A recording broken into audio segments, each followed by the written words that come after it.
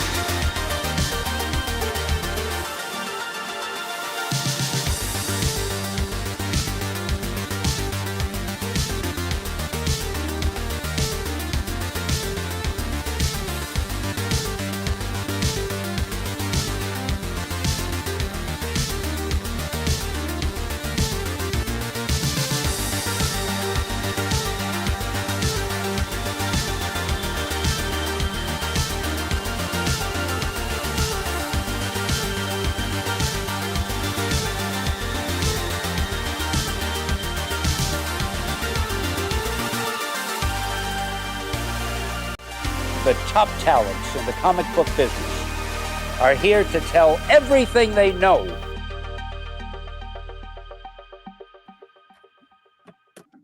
What is good, everybody? Welcome to another Industry of Comics show, episode 102.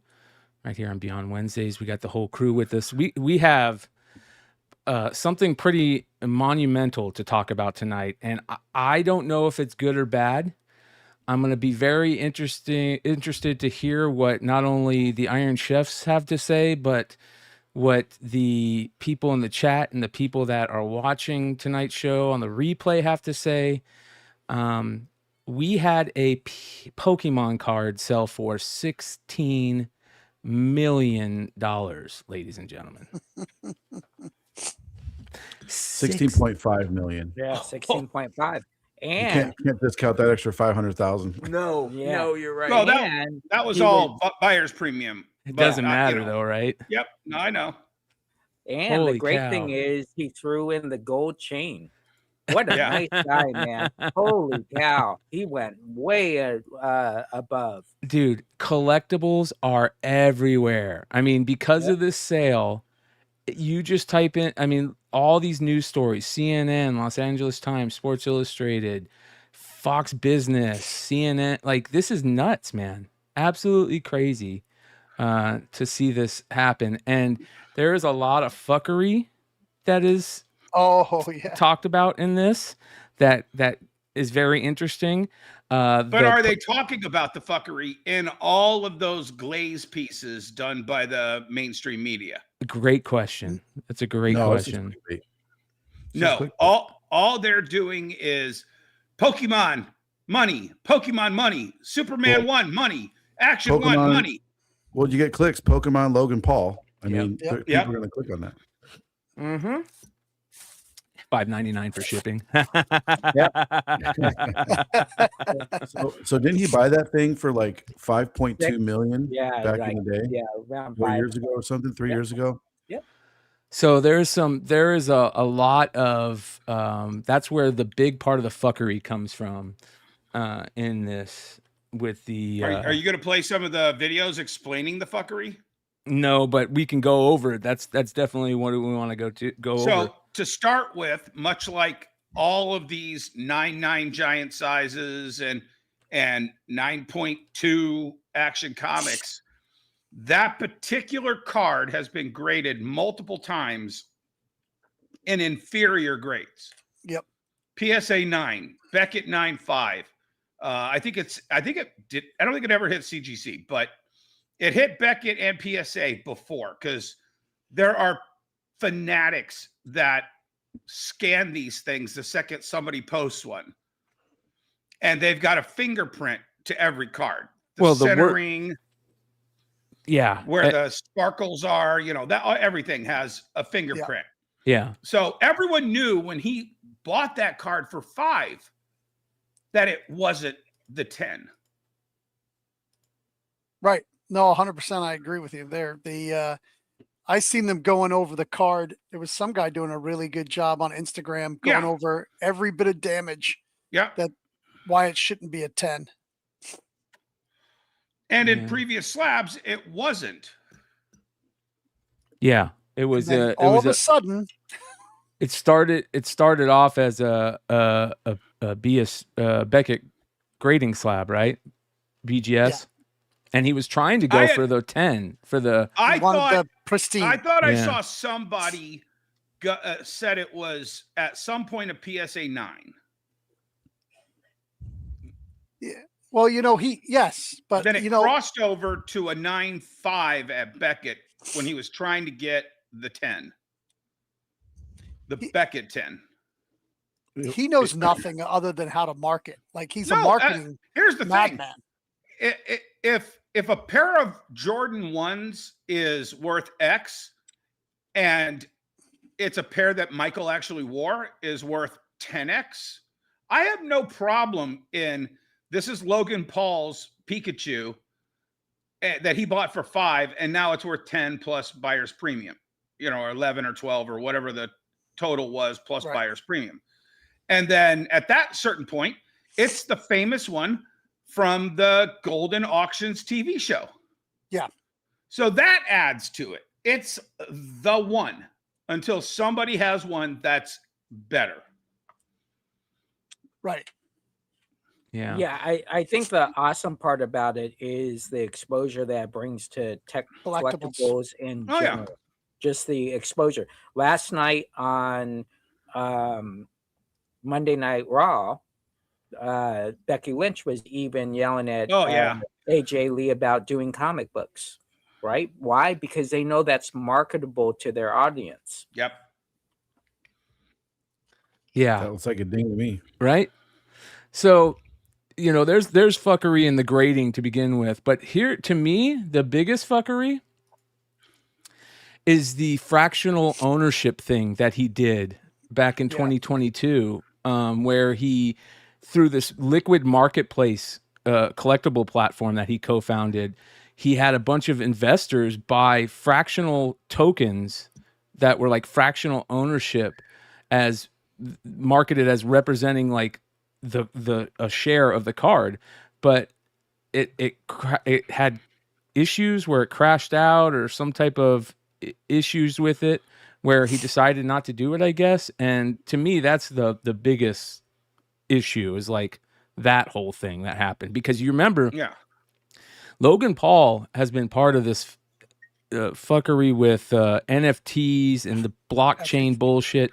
Blockchain's great, don't get me wrong, but he was like, you remember he had the zoo coin bullshit that he was doing. You know, so he's. Can I tell you the most relevant story to go along, in my opinion, with this story? Yeah, let's hear it. Yes. Does everyone remember when this nobody comic book guy to the real world paid $2.1 million for a baseball? And overnight, everybody who wasn't in the comics world found out the name Todd McFarlane. Yeah, he talks about how that was his cost of admission to get into the world, to get licenses for the. Well, for let the me tell you, because I got it firsthand from the other part of that. So everybody knows Gary Reed and Paul Burke were my mentors. Paul's still around, and Paul would tell us stories of, they would have Todd bring the baseball to the NBA meeting to do McFarlane toys. And they didn't want to do it. They were very happy with Kenner, and, you know, they were making toys and didn't need any of this crazy other money. But when Todd would show up and they'd be like, "Did you really pay $2.1 million for a baseball?" He'd go, "Oh yeah, here." And he'd roll the ball across the table at a board meeting, and all these executives would hand the ball around, and then they would have a signed contract at the end of the day. Yep. And that $2.1 million that he spent made millions for the McFarlane Toy Company in licensing and everything, because all of a sudden he wasn't just that Spawn guy. He was the guy who owned the most expensive baseball, even though the record broke, what, a year or two after? 2 years later. With Sosa? No, with Bonds. Oh, Bonds. Yeah. Bonds broke. Okay, but the point is that was no longer worth 2.1 because now there was a bigger ball. Mm-hmm. But it didn't matter. That's still the ball everyone talks about. Yeah. Yeah, the role in negotiating is to create common bonds within both parties or multiple parties. So if you can break that barrier, then that helps you in the end, because they say, "Hey, I like this guy. Oh, he likes sports too. Oh, he collects stuff," and that's part of the game. Well, and just like Derek said, exactly. It's not about the collectible. It's about the advertising, plain and simple. Well, the guy that bought it, maybe that's the reason he did it. And this guy sounds very interesting. I've never heard of him. He's Scaramucci's son, the lawyer, right? The mooch. Yeah. And so, just real quick, we talked about how this card was regraded. I'd been looking all over the place, and there's no confirmation that card that's a 10 was previously graded, graded by another company anywhere. Oh, it was a BGS. Yeah. Yeah, here you go. Okay. Logan. I mean, I can't find it. And I went to ChatGPT and asked it. It can't find it either. I mean, I believe you. I'm just saying I can't find it. Because he traded a 9 plus $4 million to get that 10. Yeah.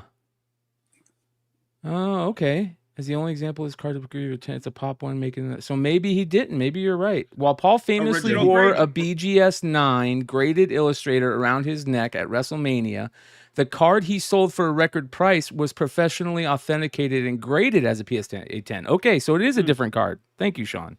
Yeah, he traded his 9 Yeah. plus $4 million For the 10. to get the 10. Okay. And the 10 was already graded 10 when he got it. Okay, that makes sense. Wonder who he got it from. Mm-hmm. I don't know. It's known who he got it from. Let me ask. Yeah. Didn't he just rip a box, a He first edge shadowless box? They were too? selling them too for like $3,500 a pack or some Yeah, there's crazy a number. big event, like a stadium where he did it. $350,000 a box. And him and Golden. they busted 2 boxes. Him and Golden did. Golden. Yeah. He Yeah, got they it pulled through, a Charizard. He got it through a private deal broker by Nat Turner. Is PSA. Golden That's the owner one? of PSA.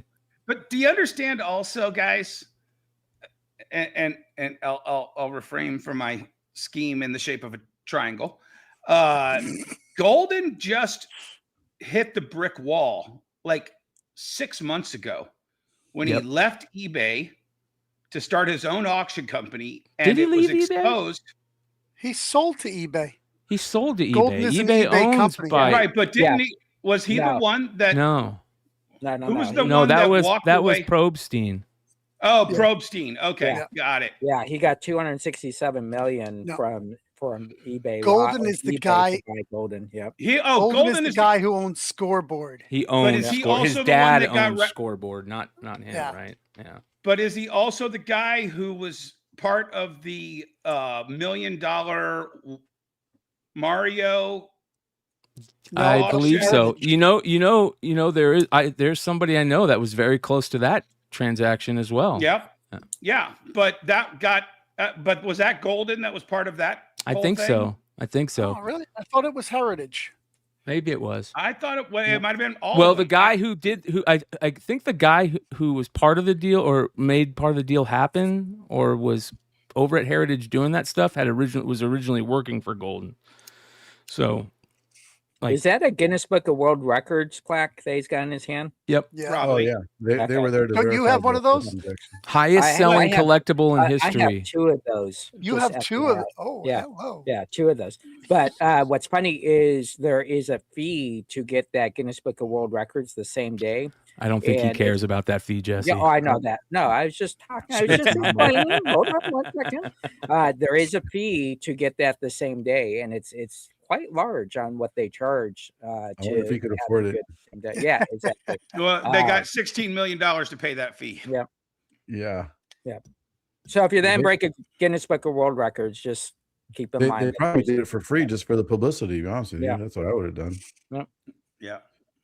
And Yeah, keep so- in mind, Golden was on every news network promoting this auction. Well, as he has a show now. The Netflix show. Yeah, Yeah, the he season's has a- over. So this will be on next season, I'm sure. Right. But here's the thing. So you're Scaramucci's kid and you got endless supplies of money and you want to advertise whatever you're working on next. 10 million, 15 million, 16.5. What's it worth to have the best advertisement for your name? Yeah. Did they say Not- he was some not kind of bad. trader or some kind of like He's I an heard he was investor. AI. financial? He's a big investor. His Investor. dad made a post about him saying how proud he is of him because he's got these really crazy investing these ideas that obviously made him a Have paid off. multi-millionaire. Yeah. At his Hey, age. he paid $2.1 million for a baseball. That's pretty much what it is. Well, Yeah, here's I mean, that picture. Go ahead. Go ahead. here's the other thing. Did you guys see him talking when and showing up at the thing? Did you see all that? I saw where Logan Paul clipped it on him after. winning. Okay, so this kid fucking has here's what I want to know. I want to know. I feel like it's all fucking, Fugazi. Yeah, it's all the wizard behind the scenes pulling strings. Like, this kid knew he was going to buy it no matter what. Told Goldin, "Hey, I'm going to buy this no matter what." Goldin said, "Well, why don't you be here?" But I want to know if that's the case, because they acted like they didn't know who he was. They didn't know that he bought it. He was just chilling in the corner. And dude, he makes some comments that make him kind of sound like a little rich kid, but it also kind of made me go, you know what? I kind of like this kid. Let me see if I can play this. Yeah.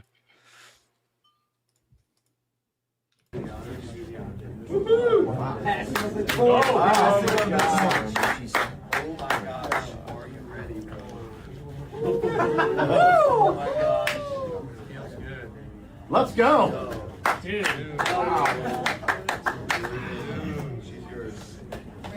Let's go. Wow. I think I have some more. Let's see if I can find some more. At one point he says, he's like, yeah, I was just chilling in the corner, and as soon as the first bit, I was like, you know what, fuck it, I'm gonna play around. And I'm like, yeah, right, dude. Yeah, whatever. like he just casually was scrolling through his feed and saw it. Yeah. Figured I'd just tool down to Jersey. Yeah. Oh, and they'd let me in. Yeah. Let's see if I can find more of these. Yeah, I agree with Kenny Bishop. What did Kenny say? Whoop-de-doo, next topic. Well, let me tell you, it's going to mean a lot of money for all of us selling Pokemon. Oh, yeah. Yeah, I for think a while.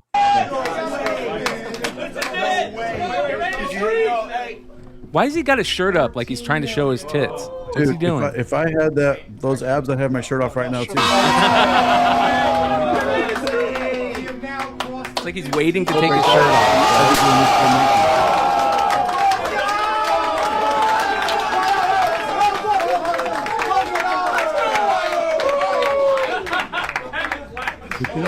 But Logan Paul, we talk about the bigger picture of this, right? You even said in the thing about let's break down the sale, comics versus card, where's smart money heading? Is influencers good for this or not? Like, for a while there, I saw Logan Paul crying for his girlfriend at the Olympics. No, that's different. That's his brother. Oh, sorry. Well, the Pauls, the family, difference. right? Yeah. Same difference. I'm with you on that one. So one's crying for his girlfriend at the Olympics. Logan's giving away a massive amount of stuff, hanging out with Mr. Beast on Whatnot stream with 500,000 people watching that. Now he's selling a Pokemon card for record prices. He needs good press. He had a lot of bad press. He had a lot of bad press. This is a very washing. Prime took a shit. He's going to get sued about selling this card. I think it's already. But he also had a crypto scam as well at some point. Wasn't he involved with some big crypto launch? I'm sure he's had his own crypto, not big crypto. His own crypto. I mean, he survived. He probably had a token that he shilled or something. Sure. So Haktua girl got in trouble with that shit too for scamming crypto token. But so all of that added up with his notoriety. Everybody knows him and sees him. Even in his case, bad press is good press, right? Not for everybody, but for him, I'm sure it is. And then combine that with the TCG market's already been growing and blowing up. He's got this car. I mean, it's gonna be great for the industry, for the market for a while. I'm sure the flippers are already crazy, with the machines and codes and people stand in front of them and all this craziness for people trying to get money. But we should explain what this card is, though, as well. I'd rather have slow, steady growth in an industry, not an explosion like this, because it creates like a bubble like this. You know what I mean? Right. That's what I'd be worried about. I think what you also want to look at is 98% of the people just see this and they say, "Oh, that's cool." There's only about 2 to 5% of us that are talking like we're talking right now. The rest of this, it's a instant impact for his brand, and that's it. And I think that's what he looks at. It's not even that, Jesse. It's before this, just like the Todd and the baseball. Before this, there was a set group of people who knew what Logan Paul was, even though it was a pretty big set, and they knew what Pokemon was. They have no idea that this card, why this card is even worth that. This was a card handed out by the original creator of Pokemon to friends and family and coworkers. And it had to make its way from Japan in 1996 all the way to the US. Had to get pried away from all the collectors that had those for it to get into the slabbing world and into the Logan Paul world. Now it's in this bigger AI tech millionaire world. So even if there's only 2% of people talking about it, Jesse, like we're talking about it, there's 100 million more people who even got added to that mix today. Yes. That weren't in the mix yesterday. Yes. Yeah, exactly. That's what I'm saying. So that so those 2% voices just got drowned out by all the people that Bryan listed. Yeah, but the timing is impeccable. Oh yeah. Because I've just gotten, have to order Pokemon from everybody to get just enough to last a week. A week.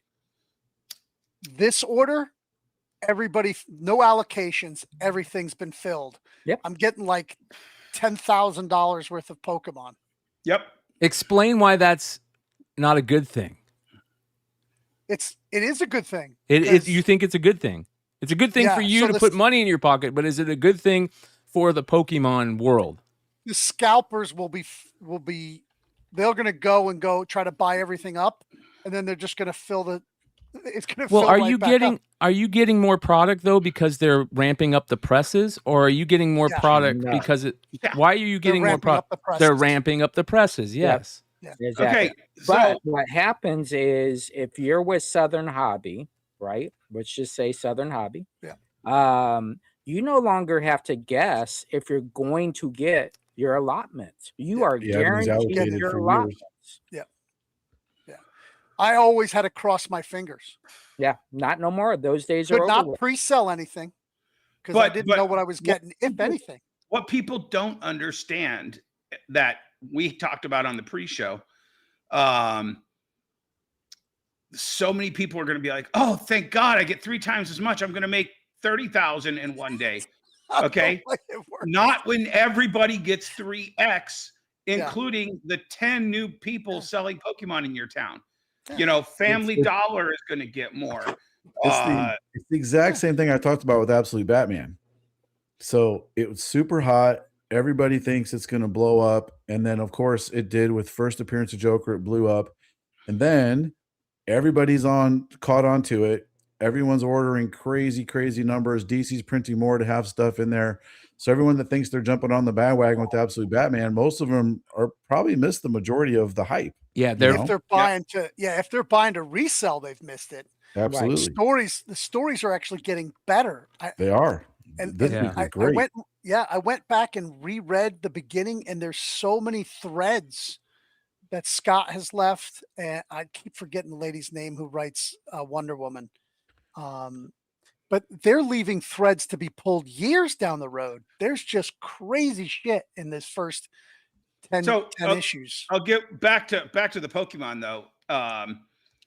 The ETBs, which for everybody watching that doesn't know what it is, that's kind of the next level of collecting in Pokemon. What do you mean by that? Smaller than a box.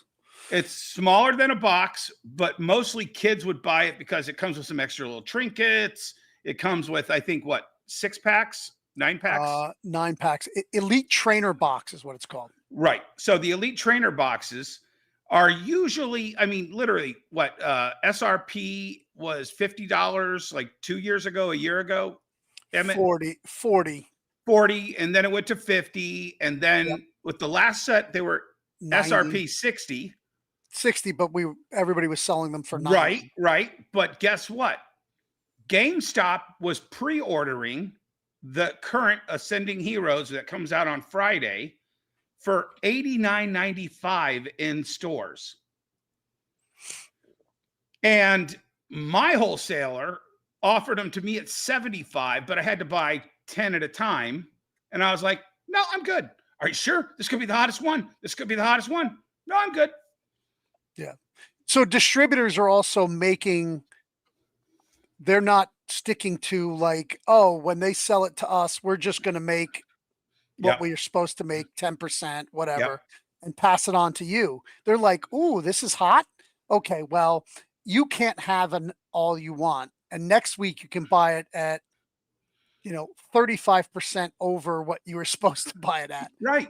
And so when When we're company- being called scalpers, like if Right. I price mine over MSRP, everybody's like, you're scalping. I'm like, I allow one per person. I Yep. said, I'm below fair market, what is online, what you're buying off eBay for. I said, I am a little more than Walmart, but good luck getting it from Walmart.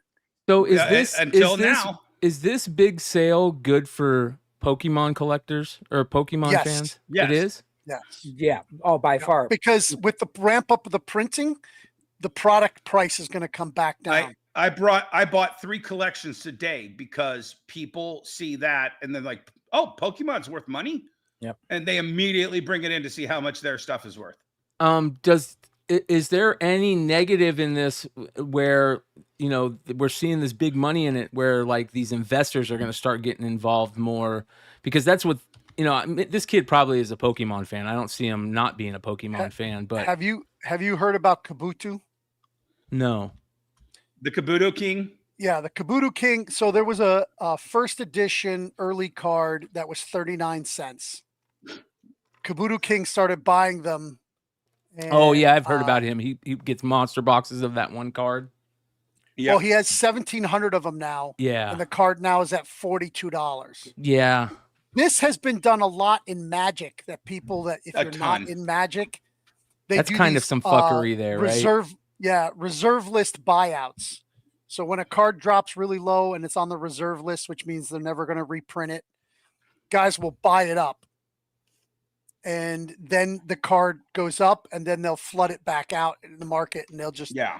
it's Well, the same as like pumping and dumping a stock. So let me ask you this: if you took your customer base, knowing your customer base on Pokemon, Magic, whatever it is, how much of your base is collecting and playing? What's that percentage, and how much do you think are flippers? Honestly, Jesse, I've been saying this for the 20 years that I've owned a TCG card store. I don't think anybody actually plays Pokemon. Even when kids are playing it, they're just inventing their own rules because nobody knows how to actually play. I have some very serious players. We're There's building tournaments out it. there. Yeah. Yeah. Oh yeah. I'm building it back. I agree a little bit that there are a lot of people that don't know how to play. We teach, so we're starting to get more and more kids in. I'd like to build it up to be like 30 because the pre-releases make Pokemon very exciting, Right. for the kids and stuff. We're So starting to change some of their minds. So would you say, so at my current store now, my previous store, Brian has been there. He knows we're a huge Pokemon store, 60 players on Friday night, Sundays. We've done regionals, states, all that stuff. So, but how much do you actually think is flippers buying in your retail store? I'm not talking about CVS. I'm talking about your actual store.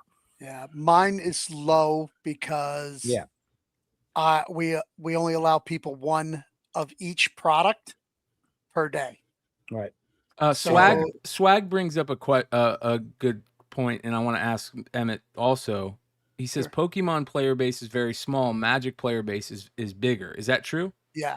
Yeah. Oh, 100%. Oh yeah, it's huge. Now it wasn't always Tenfold. that way. Yeah. When Toys R Us was around, Pokemon ruled the world because there'd be 300 kids in a Toys R Us playing a tournament.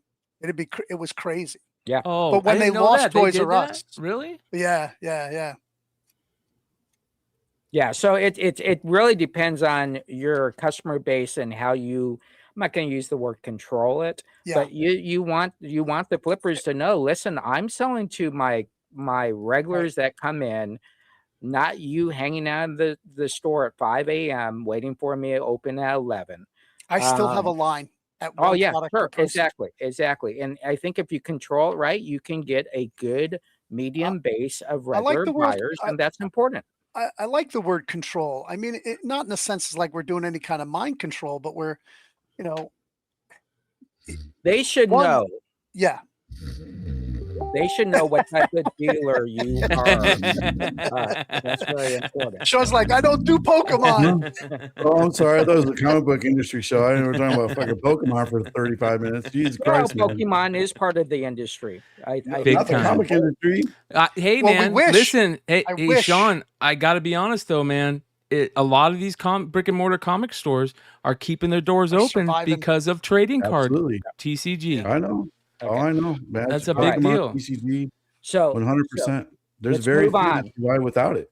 yeah, Yeah. let's move on. Very few survive No, without no, it. no. I Well, don't want to actually, move on. I want to continue because this is a big deal. I want to continue on. Well, I this- wanted to send a picture. Not those two; those are my pickups. I wanted to send it specifically to you, Brian. Okay. And this is what I was talking about with the. Oh, damn it! I hate the way they make me.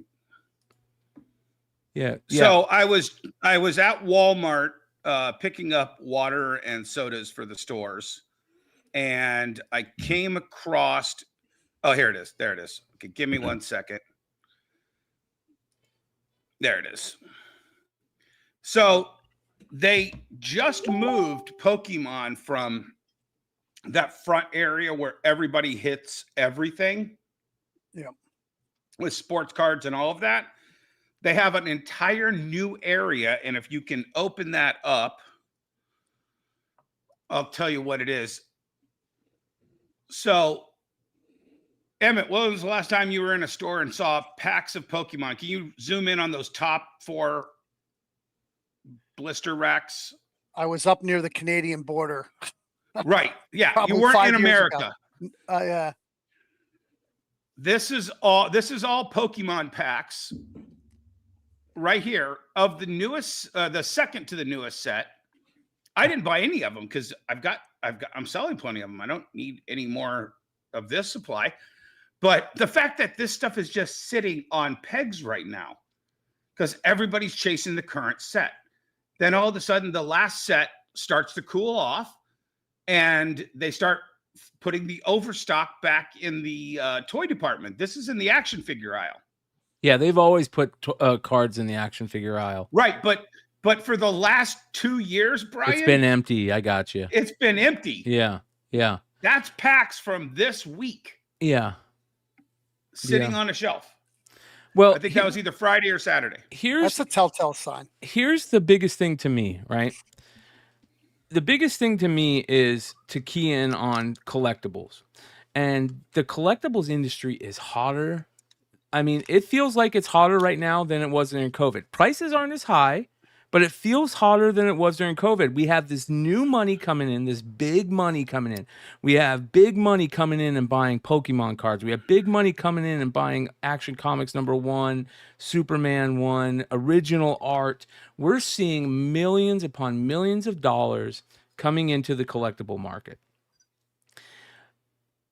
Are we in a wave? Are we in a wave, like a really high, fucking badass wave right now that we all should be selling as much as we can? Or is this something that's going to last? And is it good for the collectibles market? Because I'll be honest, I feel like when COVID happened and everything went crazy and then everything dived, I mean, we saw prices drop as low as 90% on some of those crazy sales during COVID. And a lot of people feel like they got burnt during that time. Are we seeing the same thing happen right now? I don't People, think so. I'll people go need first. to make that You go money. first. You I'll go first. Brian, you ever gone to a convenience store? And No. when you're waiting in line, there's somebody at the front of the line buying $20, $30, $50 worth of lottery tickets Yeah. Yeah, all the time. all the time, every place, all across the country, all across the world. Do you think those people stop when all $50 lost? No. And that's the answer to your question. What's my answer to my question? I'm still not catching it. Uh, You think Well, it's that's no? for You think that's that for you- unopened product. Yeah, but No, I'm talking about lottery tickets. I'm talking Yeah. about for anything that has the chance to the hit chance. something. I got you. Okay. But that's Gambler's a gambler unopened. No matter what. Yeah, but even collectibles that are, you already know what you're going into. Like I tell people all the time, if you're going to get into the card world, especially sports, buy singles. Just stick to singles. It's gonna help. It's gonna be so much. It'll be the best way to start collecting that you'll ever get into. As soon as you get into that world of buying an open wax, you hit something. Bro, it is so that gambling dopamine fix that you get will ruin you, especially with the prices that they are right now. I'm looking at Topps Baseball flagship product, which is the 75th anniversary of Topps Baseball right now, which is a big deal. Which I was considering buying a couple boxes. And it's 120 plus for a hobby box. Yeah. That's crazy. That's nuts. But I mean, I remember, what did you pay for those boxes of Bowman that you were ripping live? I can't even remember. It was such a ridiculous amount. Ridiculous, and you were pulling nothing, and you were like getting fucked live on air. Yeah. And all I can think is, I'll never buy this product. Thanks, Brian. So I feel like a lot of people, buyers and even grifters, really, wherever an industry's hot, the grifters are going to migrate towards it, right? It always, and especially in the collectible world, it always happens.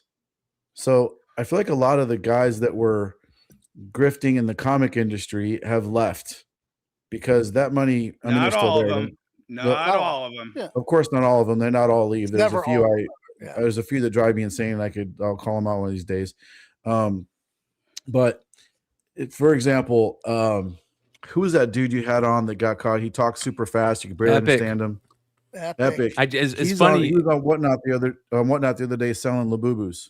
Well, that's funny you bring that up real quick because there's a guy that hit me up in the comments recently that said he needs to find out where Epic is because Epic stole $200,000 from him. So for that guy that hit me up in the comments, there you go. He's on Whatnot selling Labubus. Whatnot.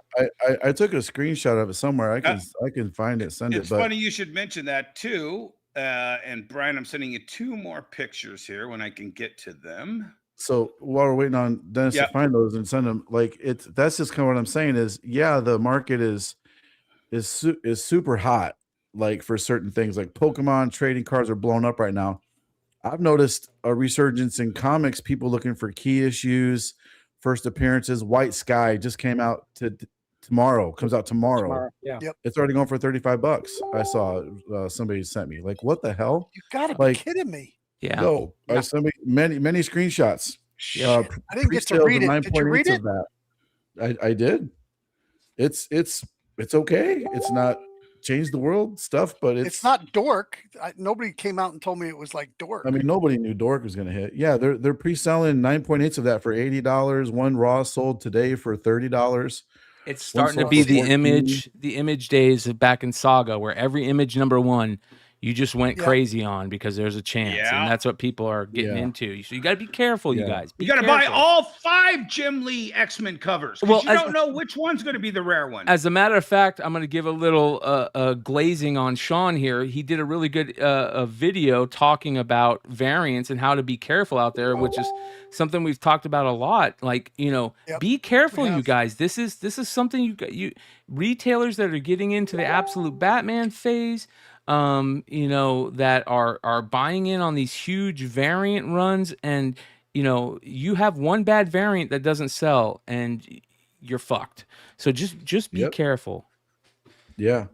It's and look at what Davis Ryder was able to do. I mean, and this ties into what we're talking about with Logan Paul and the Pokemon card, right? So you go live, Comic Tom goes live on Whatnot, and he has 300, 400, 500 viewers, right? Because he started off as a YouTube personality, developed a huge personality doing that. Yep. And then Whatnot got him to come on as an influencer. He brought those fans over to there. Davis Ryder started doing stuff with Comic Tom, so he got a ton of viewers from him, right? Yeah. It's almost the same thing Logan Paul did. He uses fame and notoriety to get a lot of attention on this card, which in turn make people want to do it. I mean, congrats to Davis. That dude needs mad props for what he did. It's incredible what he was able to do. In what was it? 2 seconds sold 787 or something copies of that Virgin Peach book. It was a perfect storm for him. Well, that's what happens with it goes Go ahead. along what we've been talking about lately. This live selling thing is very interesting. It's a whole new world. People are utilizing technology these days to do really interesting things. But listen, you guys, just as many as the guys that we say that are doing it right, there's just as many that are doing it wrong. And that are out there that you got to be careful of. So be educated in what you're buying and how you're spending your money. And if you do that, and if you spend a little time doing a little, hey, let's look at how does print count work? How many of these really are out there? Where you spend your money means a lot. Go ahead, Jesse. So here's the thing that a lot of people miss about live streaming. I finished my live streaming show at 6 a.m. this morning. And then what did we do? At 11 a.m., started again. What your job is, one of your jobs when you're doing a live streaming show is you're creating a community of people that are there for great comic book therapy or collectible therapy, but you're also creating this community within the community. So when you're on and you got your top 2 buyers talking about their kids in wrestling, that's gold for your show. They're comfortable. They know they don't have to bid on everything, but they're there. They're supporting you. Every time they write something in the chat, it's an amazing experience, not just for you, but for your brand and for that consumer. So at the end of the day, my question to everybody is, we can always talk about Dork. We can talk about the White Lily or whatever it came out is, but a lot of retailers have to sell another 90 books that week. Yeah. And so this illusion that, oh my gosh, this guy sold XYZ. Okay, but a lot of us in the industry have to sell a whole bunch of more than just XYZ. So your job is to know your customer base, know your limits, know your budgets, turn your product, and every week should be a success, not just based on one book. You were talking about Absolute Batman. Awesome. That's great. But you also got to know when to move on to that next thing and take care of your other customers that aren't buying that. Yeah, you can't survive just on selling whatever random book's going to be hot the week it comes out, because you don't know. I ordered 2 copies of Dork. Yeah, that's it. Too. I had 100 in my cart and I deleted them because I was trying to keep my FOC below a certain amount. There you go. So I was like, it's like, damn it, I'm kicking myself in the. I was like, oh, that's a pretty cool ratio by Stegman. Nah, I don't need it. It's not going to sell. Yeah. Right. Yeah.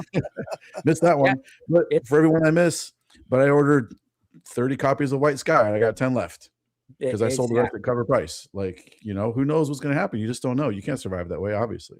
Yeah. Right.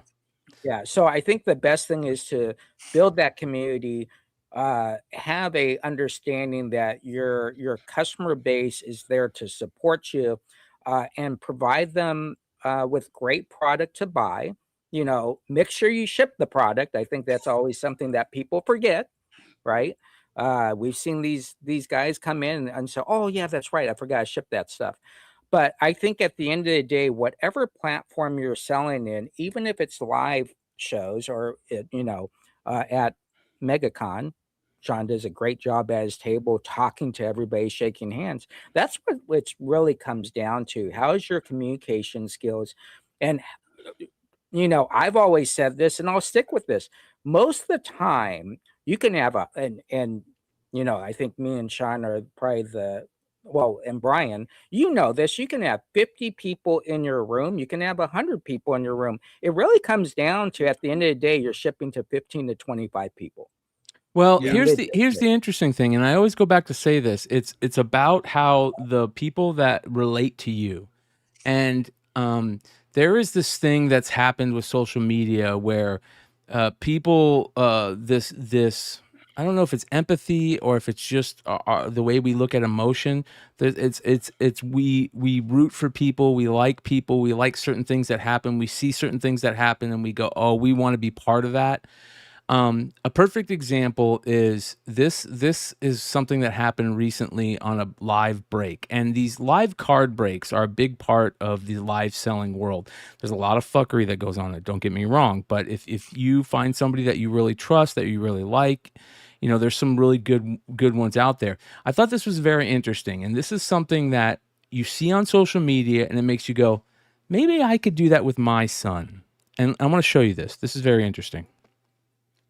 This was a live, that one. Yeah, I saw. yeah, a live break where a father and son have started collecting cards together, and they went into a live break with a breaker on a live selling platform, and they wanted to hit a certain card. They wanted to hit a Cam Scaramucci flawless in his ASU uniform, and this is this is so heartwarming, and this is the type of stuff that this is the perfect example I'm talking about with social media and hitting the human heart, right? Here we go.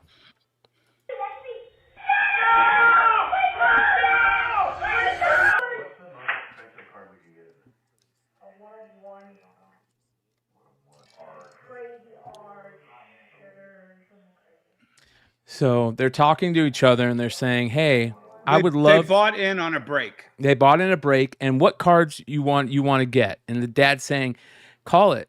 You got to call your shot. He's telling the son, put it out there. What do you want to get out of this? Whoa, and platinum foil book. And the kid says, I want to pull a Scata, which is Cam Scaramucci. And the breaker just said, hey, there's a 1 of 1 in this. And they're going crazy because there's a 1 of 1 in there, okay? Yep.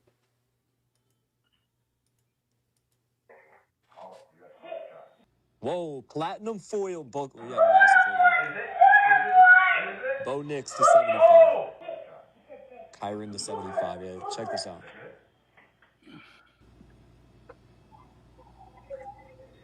One of 1 flawless. RPA Cam Scaramucci. Yep. There you go. Right? Isn't that this is the type of thing I'm talking about? Yeah. That I'm only going to shit on this just a little, though. Okay. Of course you are. First of all, look at that. Look at that office. Okay. This is a very rich guy who bought in on a very huge break, and it looks like you look at that back wall, it's nothing but single cards on that back wall. It wouldn't surprise me if he's like a live seller as well, because he had his camera set up on the thing. Yeah. So let me say this about what you just said. Watch when I sell a Turok #1, which I sell 1 every show, is the most exciting thing. It doesn't matter how much money you got.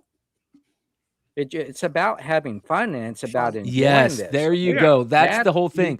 And to enjoy this. Yes. And if you utilize, I'm telling you, retailers out there, please don't sleep on social media.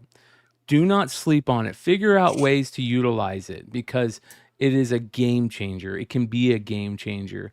And a lot of these guys on the panel utilize social media. Emmet has been putting out great posts on his social media and his YouTube page lately, educating people. Shawn's been educating people. Of course, Jesse and Dennis have always been big on social media. That is a big part of the world of retailing now these days. So be on the lookout for ways to up your social media game if you're a retailer. And there's easy ways to do it. That being said, what are some of the easiest ways for you guys to up your social media game? Shawn, I'll start with you. Just do it. Just make content, period. Make content, and then you can cross-post it on we cross-post our content on Instagram, TikTok, YouTube, and Facebook, all 3 social media platforms. So just do it. People think my camera's not this, I don't have that, I can't do this fancy video I saw this other guy do. No one cares. Just do it. Just like the best way to sell comics live is to go live. Just there you go. live. The best way to make a website is make a website. Like, just do it. It's not perfect. I don't have the right graphic. Just freaking do it.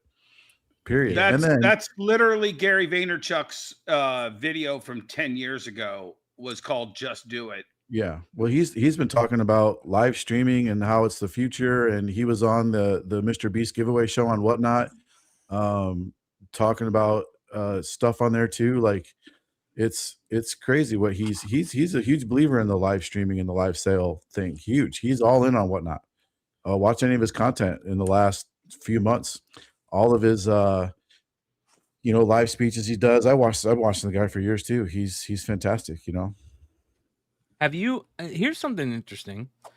I want to actually hear real quick, Dennis. What are your thoughts? Like, what are some of the easy things to do on social media that retailers should keep in? Actually be smart about doing. Well, I think you have to be 100% authentic, 110% authentic. I think the audience that you want to build is an audience for who you are first and foremost. Then they will get involved at different levels depending on what you are putting out there for them. I've had tons of people. I mean, just a year ago in May, when I got back from Japan, and on this show we were talking about Labubus, and then we were talking about Lafufus, and then there were people who got involved and then contacted me and said, dude, my niece just started talking to me about Labubu, and you're the only person that I know knows anything about this. And I'm like, well, okay, how old's your niece? This was Red Hood, actually. This was actually Red Hood who had this conversation with me. Oh, they're like 5 and 6 or something. And I'm like, okay, they want a Labubu, but that'll throw them. Sorry. Go ahead. That was loud. Yeah. And so I sent them to Lafufus, and they were ecstatic. He sent me a video of them like going nuts with the Lafufu. So you have to understand every level of the market that you're talking about. You have to put it out there that you are a person to contact about this. It's about building who you are and what you're doing and what you're selling, period. But it all comes from a place where if I came on tomorrow and just said, guys, the greatest comic book in the world is coming out and it's from Bad Ideas, everyone who knows me would be like, oh shit, Dennis just sold out. Fuck. Yeah. You're right. What if he came out and said, guys, I just read this and I'm going to admit that I was wrong about this because this is a great comic book? You'd have more credibility. Yeah, because you're still being authentic. Absolutely. Like you said, you're being authentic. You're like, hey, I said this and I was wrong and this is great. Right. If Dinesh called me tomorrow and said, Dennis, I finally have a comic book I think I can sell you. I'm going to send you a sample copy of it. I want you to read it and give me your opinion. And if I came up with the opinion that it was the greatest comic book I ever read, I would tell people. Have you read any of their stuff this year they put out? No, it's dog shit. Why would I touch it? It's not dog shit. It's not. It's not. I'm going to pass. Here's Dennis. I'm going to pass judgment on something I've never read. So, Cul-de-sac and Ordained have been very good. Here's something. Although Ordained, I'm waiting for number 2 until fucking March. Yeah, John Wick, the priest. Got Save it. Now. Yeah. Save Now has been fantastic. Save Now is okay. Yeah, it's not my flavor, but yeah, great. it's well written. Good art. Gary V recently came out and talked about analog, and it was such a. I wish I would have saved the video. I've been trying to find it the last couple minutes, but I can't find it. And he talked about analog and how, yes, everybody is keying in on social media, but here's me. I'm going to say, yeah, social media is great, but at the same time, people are really wanting to key in on analog. And what does that mean? That means real world things, right? Going out and hiking, going out and being around each other again, going out and being into a vinyl from the 70s, going out and finding old cameras that were original digital cameras, like being in the moment. And I'm not saying that social media is everything. And I agree with Gary V that there's also this weird thing that's happening with analog.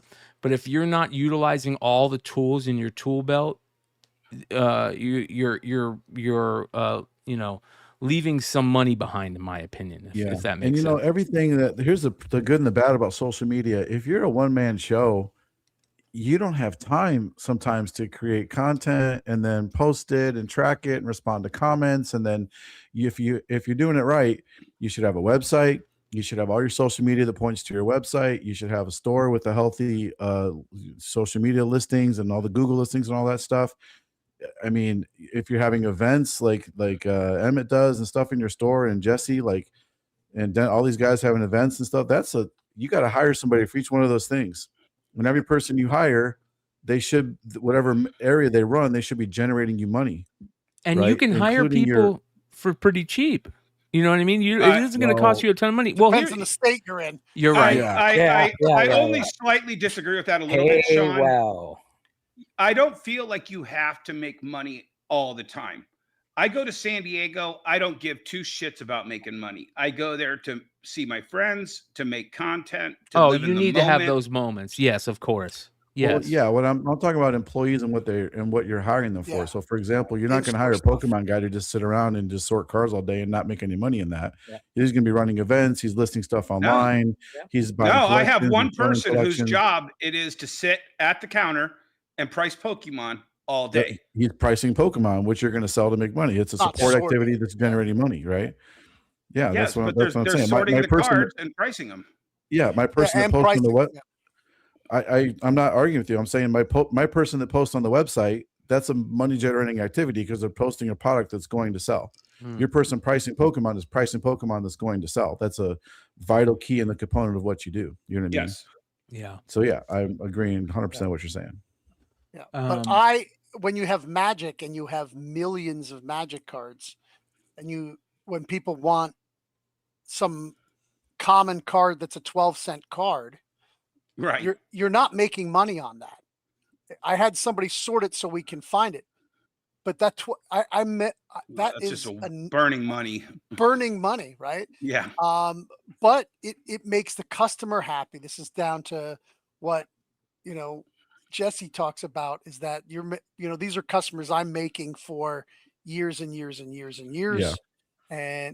And by getting them that one card, it does come make back me money. and Yeah. want to finish his deck and all this other All stuff. that, Yeah. And the place to play and Yeah. all right. Yeah. So I want to go next, and this was pre-written, so I don't want anybody to say I followed what Bryan said. But talk about real life is the most important thing in social networking. If you're always selling, right? Do I get pissed off because I see Shawn on vacation every 2 weeks and I email him about it? But I know he deserves it because he's worked his ass off, right? And you know that when you see someone that's very important on what I'm going to say next, you have to be consistent. Consistency in social awareness, social marketing is being consistent. Well, it's Jesse, you do it better than anyone up here, because who Jesse isn't just the comic slinger or the sock seller.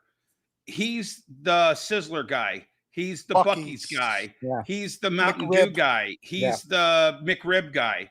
Yep. Okay. And that builds who you are to your brand. It's not just socks and comic books and Goodwill. And that's more important, I think, than a 2-second sellout. Right, exactly. So it's about time management. You have to have good time management. I come from a world that there's no such thing that you don't have time. right. You have good time management and you delegate to your team. Sometimes you have to delegate to yourself, right? You got to look in that mirror and you say, why didn't I get that post out? How long does it take to do a post? I don't know, 25 seconds, 30 seconds. Can I make that time very important? Can I make that picture very, very important? One of the secrets that I tell people, and I've told Bryan this, I don't think I've told you guys, one of the biggest secrets that you have in social networking on Facebook is a very simple thing. And if you can coach yourself every day to do this, it's very simple. Wish everybody happy birthday. Oh, yeah. Yeah. You know what? Fuck Facebook. They for the last year, AI generated what your greetings were, and now I'm back to having to copy and paste the same thing to everybody now. Right, exactly. It takes so much longer now.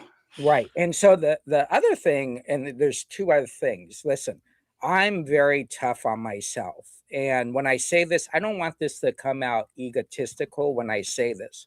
But my previous 12 months on my Google page, I had 250 million views. My last 12 months, I've had 175 million views.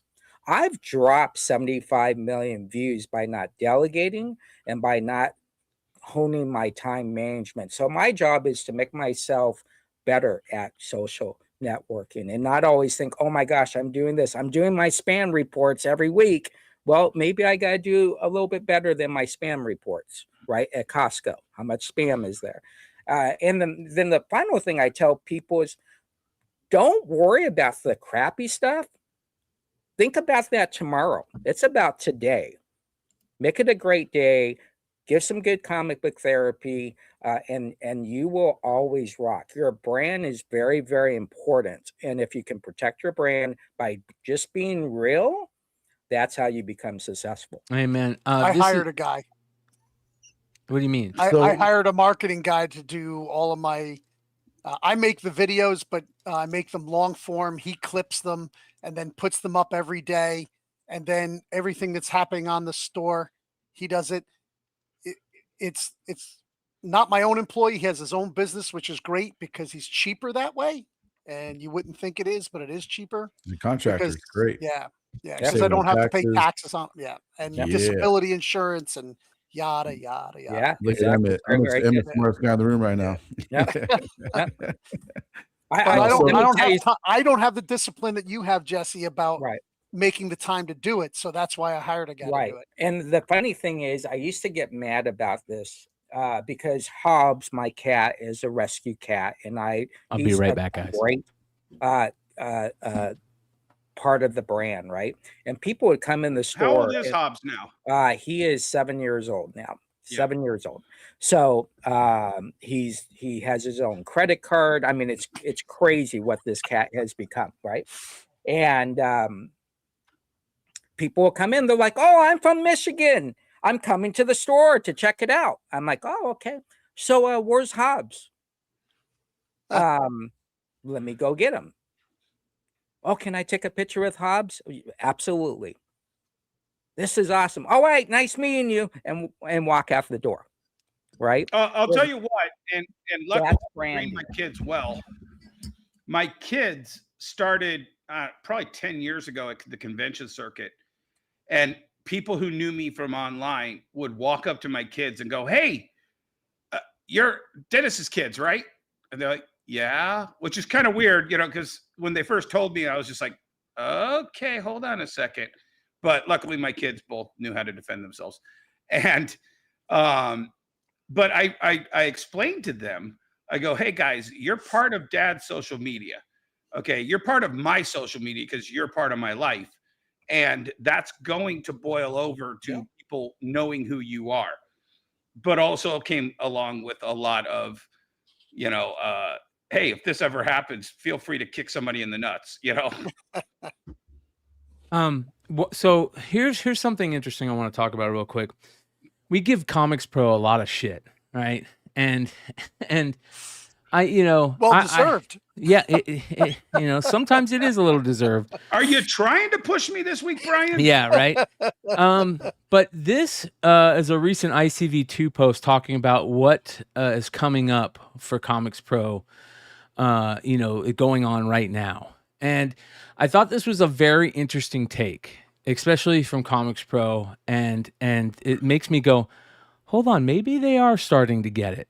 And basically what this talks about is that consumers are reevaluating how they're spending their time and money, and they're wanting to put down their phones, seek out real world experiences and connections, and like a physical community engagement, that brotherhood, like we talked about a few weeks ago with Swornfest and us going to cons and being around friends and creating friends in this and creating communities and community and in-person interaction are starting to matter more. Exactly what I was talking about.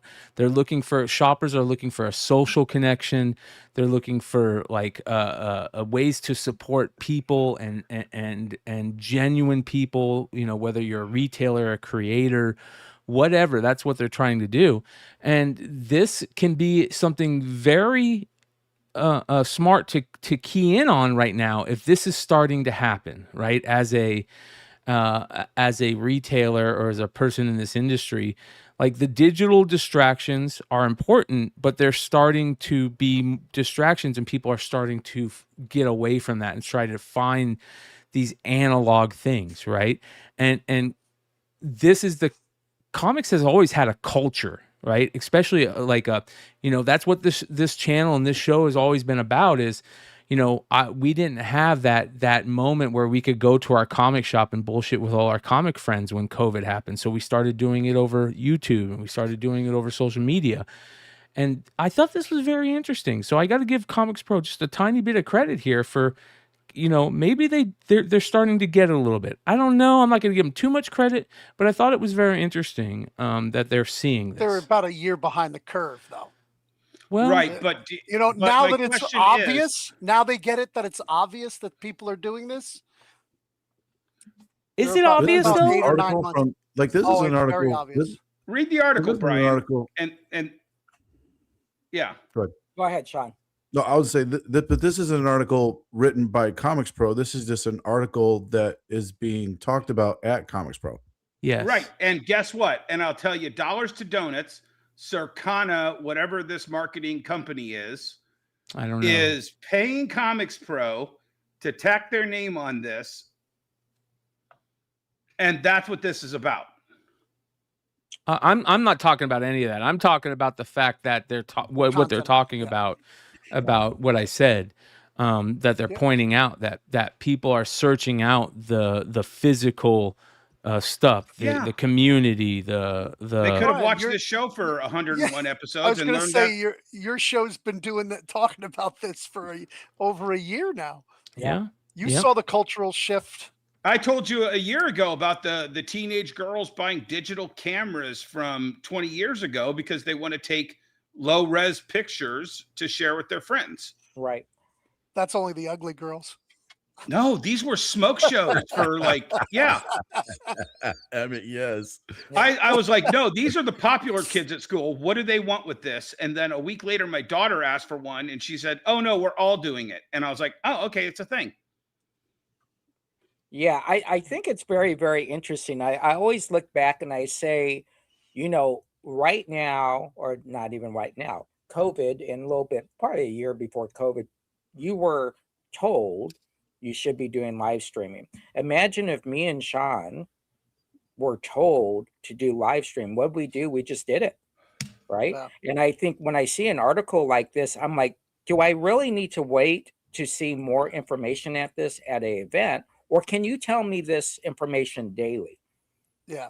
Being informed daily and not waiting for a retailer summit or a ComicsPro event, we should be investing in our industry and our partners daily, giving them information that might help them to be successful. So I understand this article, but at the end of the day, I also think that this should be preached every day from our people in this industry. Have a great opportunity to make comic books even greater than it is now.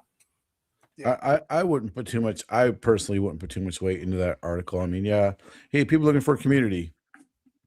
We're social creatures. We're always looking for a community. Yeah. It's like sky's blue. Everybody, people are putting their phones down. No, they're not. I'd love to see where that data came from. I'm very skeptical of that. You know what I mean? I mean, only in personal anecdotal. I don't know if that's a word, but you know what I'm trying to get to. It is. Yeah.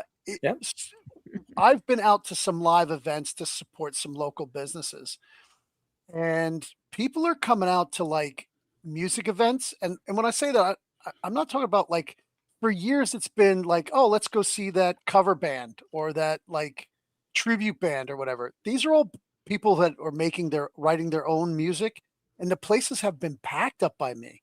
there's 3 new music venues that haven't been open. There haven't been music venues for 10, 15 years. They just opened a church into a music venue. An old church got rebought into a music venue. And my Magic community has gone from like meager to expansive. And we've actually started having a Pokemon community because that's been growing. I think people are looking for stuff to do that's not in the house.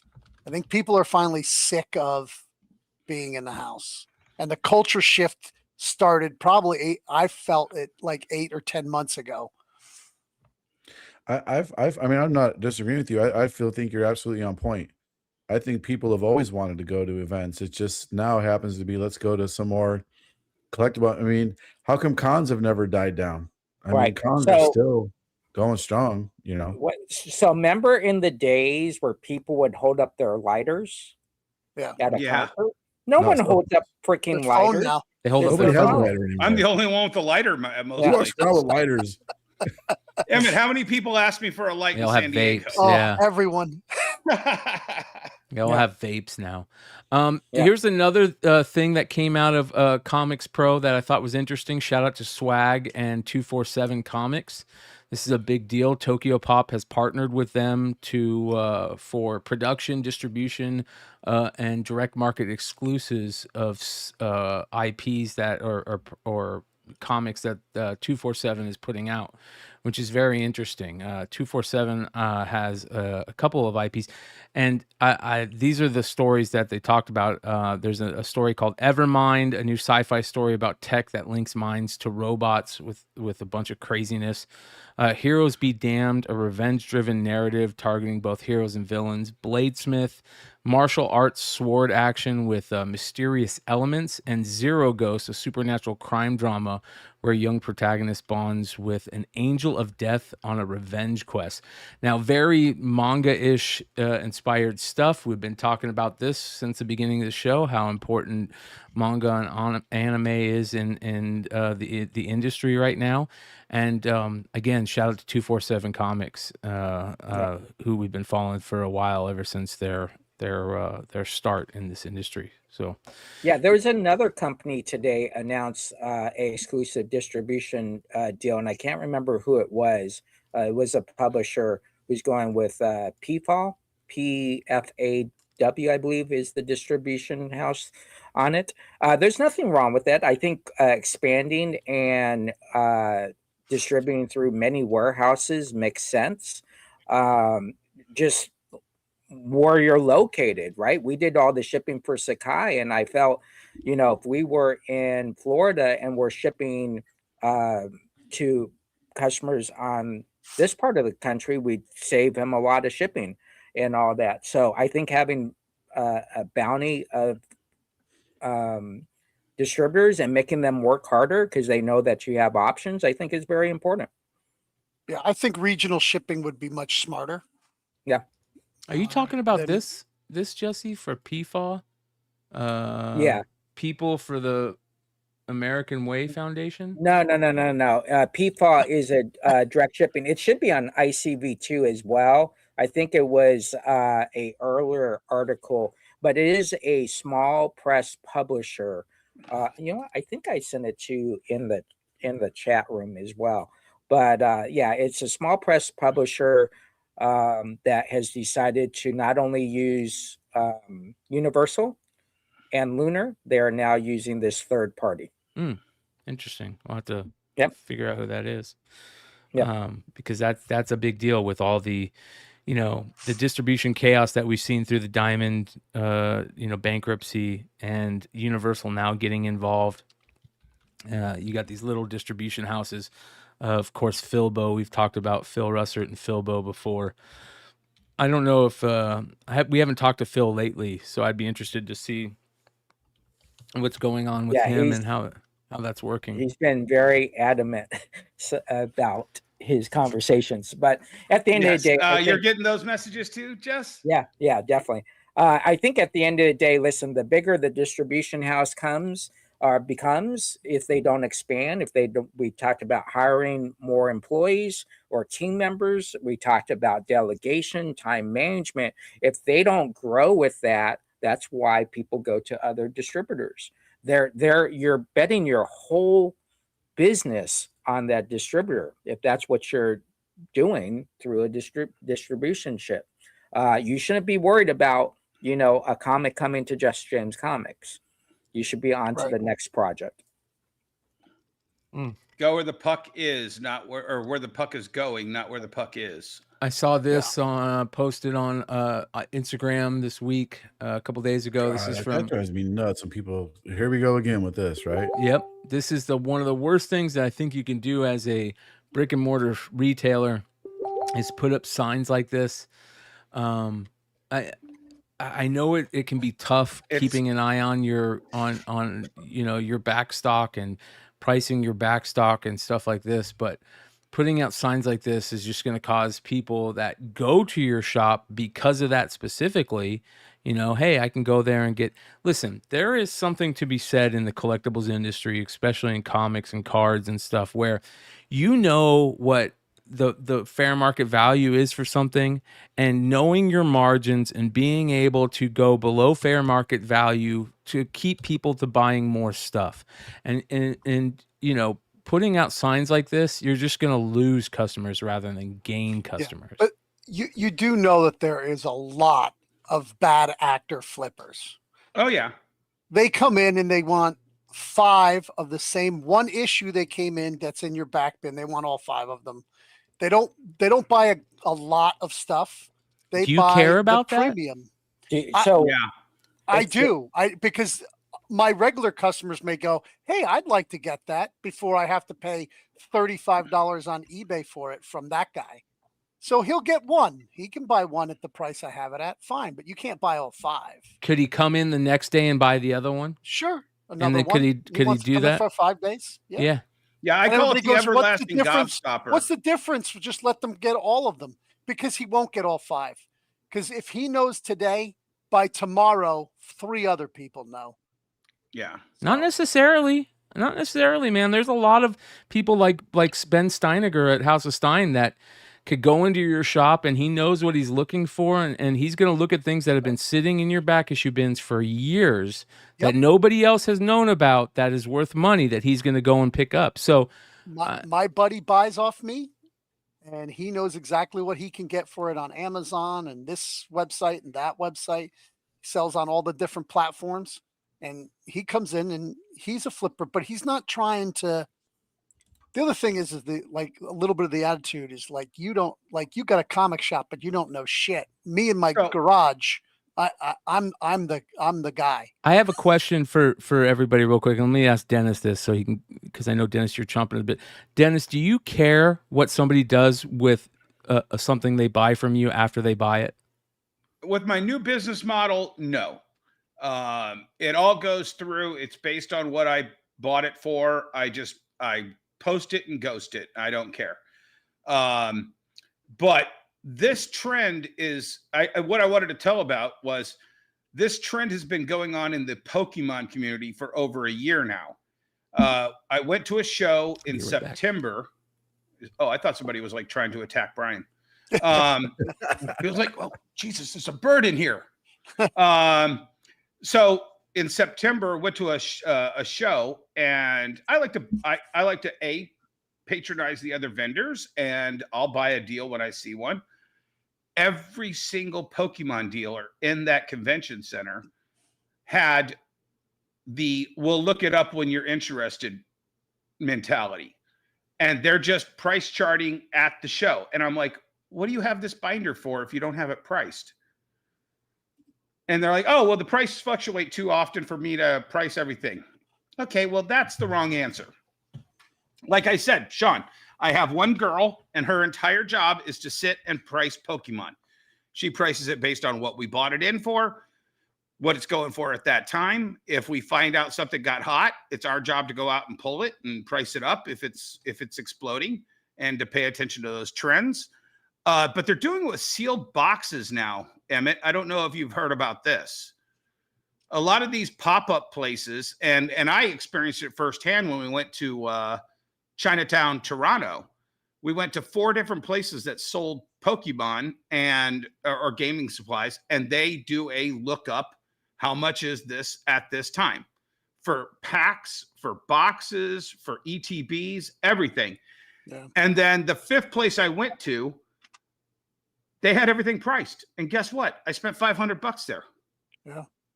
Well, there is a cost of replacement that a lot of people don't talk about, especially if you're talking about in something like Magic. So Magic's the only place where we don't price our stuff, and it gets looked up when you're purchasing it. Most Magic buyers are buying it to play, and they already know pretty much what it's going for. We sell slightly below market, so they're going to get a little bit of a deal anyway. But yeah, we do it because there's, I have 70,000 rare cards, so it's really hard to keep track of all the prices of them. Jesse, what is your? I have a. Oh, go ahead. Go ahead. I was going to ask you, what are your thoughts on this? So I have a simple rule. I am not a museum. I am not here to show you the same stuff every single week. I am here to sell product. I am here to take care of my customers. I'm here to protect my brand. I'm here about turn rates, sell-throughs, and bottom lines. And so by doing that means I have to price stuff so that when people come up, there isn't me, and I get it on the Magic, but I'm not spending time pricing stuff. Why? Because I got to sell more people in the store. And if I'm at the register pricing stuff for people, hoping they buy, listen, I know this store that does this. I would love to have them have a $10 book in that box. And I pull it and I walk up and I say, can you look this up? Oh, it's a $3 book now. So you're then take $7 off. They ain't taking no $7 off. Yeah. It's bullcrap. But at the end of the day, this is about your brand. If you want your brand, Shawn said earlier, there's, no such thing as bad press or whatever it was, that statement. Then this is the bad press that stays with you. This doesn't go away. This stays with you. And bad press is about moving on from it. They're not going to be able to move on from it. And yeah, they might get some, Mama Luke in there that's going to say, okay, go ahead and price all those and I'll take that. But most customers are just going to walk out and go to the next closest comic book store. This is a great comment from Three Rivers Comics. He says, if I was at a con and a guy came up and gave me a great price for my whole wall, I would help him pack it up.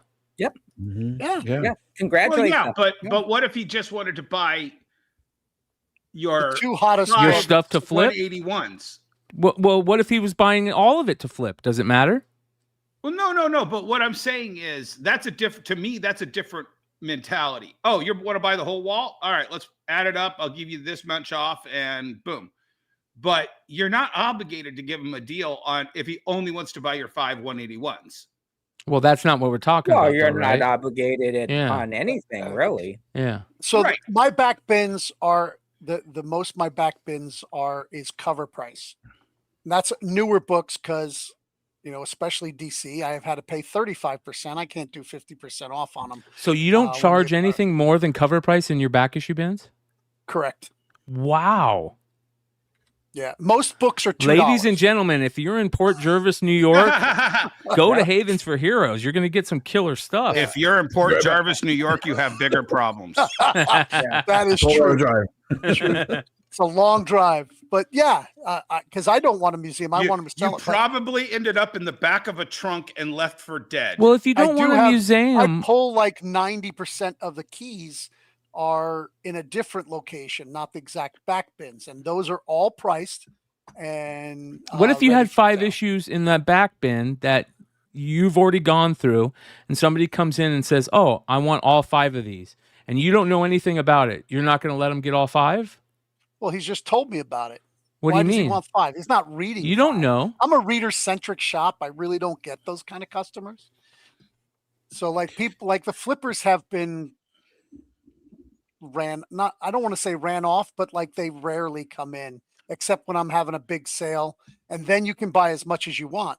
My problem is they don't buy the amount Like you're saying, oh, if they're going to buy a lot, they don't. They are focused on something they could pump. I'll give something you an that might have- example, and I've talked about this before, and this is me personally that's really stuck with me over the years. There was a shop that had a back room, basically, that was its own separate shop where they kept all their back stock in, and they did a I think it was a Black Friday thing where they said everything must go in the back room. We're trying to get rid of everything, and it was basically nothing but diamond bags full of, like 10 issues here, 20 issues here, and there would be like, some would have 100 issues, and they'd still be in the diamond bags. And I went in there and I found some books that I liked, and we grabbed a full diamond stack of, like, I don't know, what are they, like 15 books or 20 books? I don't know what this diamond stack you're It talking was 25. Yeah. What do you 25. mean? You don't know what you're talking about? Like if you buy 100 books, they come in stacks of 25. 25. This store had them in stacks. Yeah, of this 25. store had them in I mean, stacks how old of are these bags? Because I've for 20 years, Diamond's never sent anything to me in a bag. Well, this store had them in stacks of 25 bags, okay? And you could either, they said everything must go. So me and my buddy went in there and we went through everything, and we found some really good flippable Deadpool books, right? The Arthur Sidum Abbey Road variant. And everything was supposed to be $1. So we just grabbed there was like 4 or 5 of 25 bag of things of them. So we each just grabbed a 25 bag. And he refused to sell them to us because he said we were flipping them. Yep. That That's I just don't care. I get my price that then I don't Yeah. care. I just That's just don't bad like business. I just, they look, if you're a flipper, you should go and make friends with the comic shop owner. We were friends. So Wow. I'm gonna pull a Dennis and tell an old story.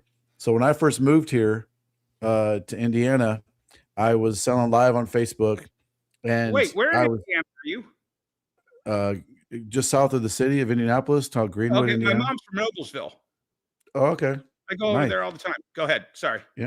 She so I'm selling out of stuff left and right, and I needed a bunch of stuff. I was like, you know what? Let me go check out some of the local comic shops. I went into one of the stores, and I was like, I couldn't believe what he had left. I went to Downtown Comics, and I was like, man, I need 5 of these, 5 of these. I had a stack. I mean, I was about to drop $500 on this stuff because I knew I could sell it for $1,000 at least. And you would have thought I was robbing the place. The lady freaked out at the counter. Young girl. Young girl freaked out at the counter. She's the owner came out of the manager. back, started looking through my books. He's like, "What are you doing with all these books?" And I was like, "I'm going to sell them." And he's like, "That's all I have of this one. That's all I have of this one. You can't take all these. Can't take all these." And I get it. He didn't want me to take all of his inventory because some of those walls were, some of them 25% empty. But I just remember thinking, like, why this is a guaranteed sale? Like, why do you Yes. not want me Right, to but- buy all these books? You I'll have play your devil's inventory advocate, out though. to sell. Right, Yeah. but I'll play devil's advocate, and I'm pretty sure this is Emmett's philosophy. You're going to be there once a year, and he didn't know you were moving there, but if the dirty flipper comes in once a year and buys all of something, and then let's just say issue 4 is super hot because it has a super hot cover artist, and issue 5 comes in, and you're hoping to sell the 5 issue 5s that you're not interested in, you need to have a couple issue 4s on that wall. No, I understand he wanted inventory for other people that wanted to come in to buy stuff. He Right. didn't want to just have empty walls. He's That's like, a "You can't just buy all my customer-centric stuff." store. Yeah, but I was just, it blew my mind. And at the time, I remember thinking, like, man, I can't believe this guy is doing this. And then I went to another comic shop, and I was going to buy all their stuff, but the way they had their books displayed on their shelves, they're like in these laying kind of half flat at a 45-degree angle, and then people were thumbing through them, and they were all damaged and bent, and spine We call ticks that everywhere. finger fucking. And I was like, geez, I can't buy any of these. And I just remember thinking, like, what are these guys?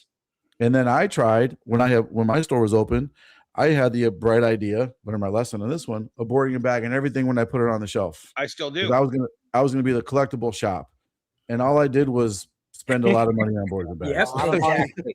Exactly. I remember one time my staff, BCW, ran out of boards and bags. They went back and unboarded and bagged thousands of comics to use those on something else. That's a very And I was like, interesting okay, point because I remember, Jesse, you used to, everything was unboarded and bagged, but if you bought it, you would put it in a bag and board. Yep, exactly. Yep. Yeah. Yeah. you- and So there's some 21 shops where Here, you, I'm sorry, real quick. There's some shops that they'll sell you the boards and bags at checkout for $0.25 each. Yes. You know? Yeah.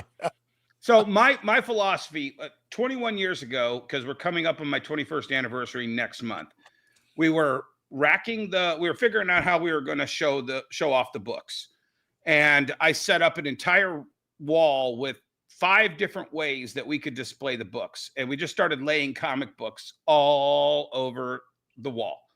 Here's the flat against the wall. Here's flat on the shelf. Here's diagonal. Every way you could do it. And that's when my son Alex was 1 year old, and he's wandering around the store, and he runs right up to see what Daddy and Uncle Bob are doing, and he sees all these shiny comic books on the wall, and he had something sticky on his hands, and he slapped it against one of the books and grabbed it and pulled it away. And I just looked at him with that comic book, and I was like, I think we need to bag and board all the comics. Here's something. And that's when I started bagging and boarding. But let me also explain. The average comic book at that time was $2.99. And at the time, I believe it was $71 for 100 bags and 100 boards, plus the time it took to make those bags and boards and do all of that. Did you say $71? $71 in 2005 for 1,000 boards and 1,000. 1,000. Not you said 100. Sorry, and I meant $70 or $7 per 100, That sounds etc. expensive to me. So it was about 11 cents all told. We timed out how long it took to make 100 bags and boards. We timed out how long it took to bag and tape 100 comics. Did you time out how long it took you to time out? What?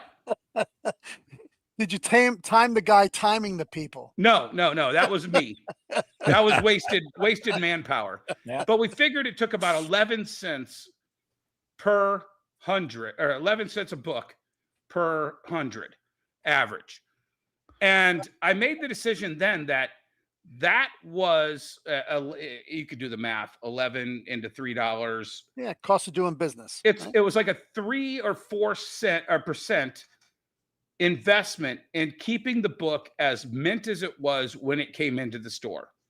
And when I pulled, and Brian, you can attest to this because everybody told everybody, the stuff that people pull out of my warehouse now are 9/8 sitting for 20 years because I bagged and boarded and I spent that 3 or 4% then. Well, I understand the reasoning behind.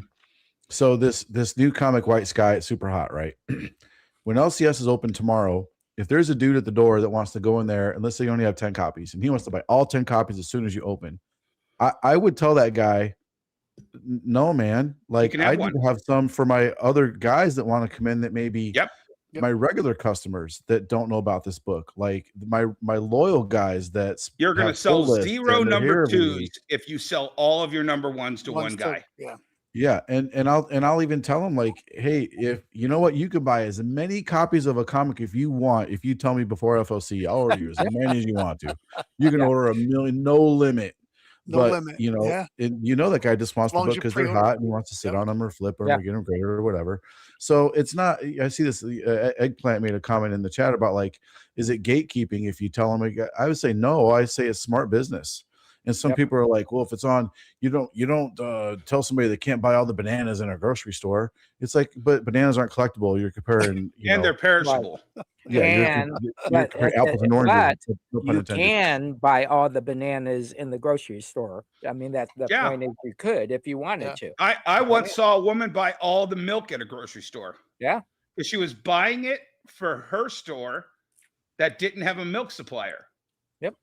Yeah, there's this very fine line you walk with this type of idea, and I get it that there's nothing that's black and white, but there's been some great devil's advocate style stuff comments in the live chat right now. Three Rivers says, if the dirty flipper comes in and buys 10 of a bad spec book, do you stop him and tell them you can only take 2?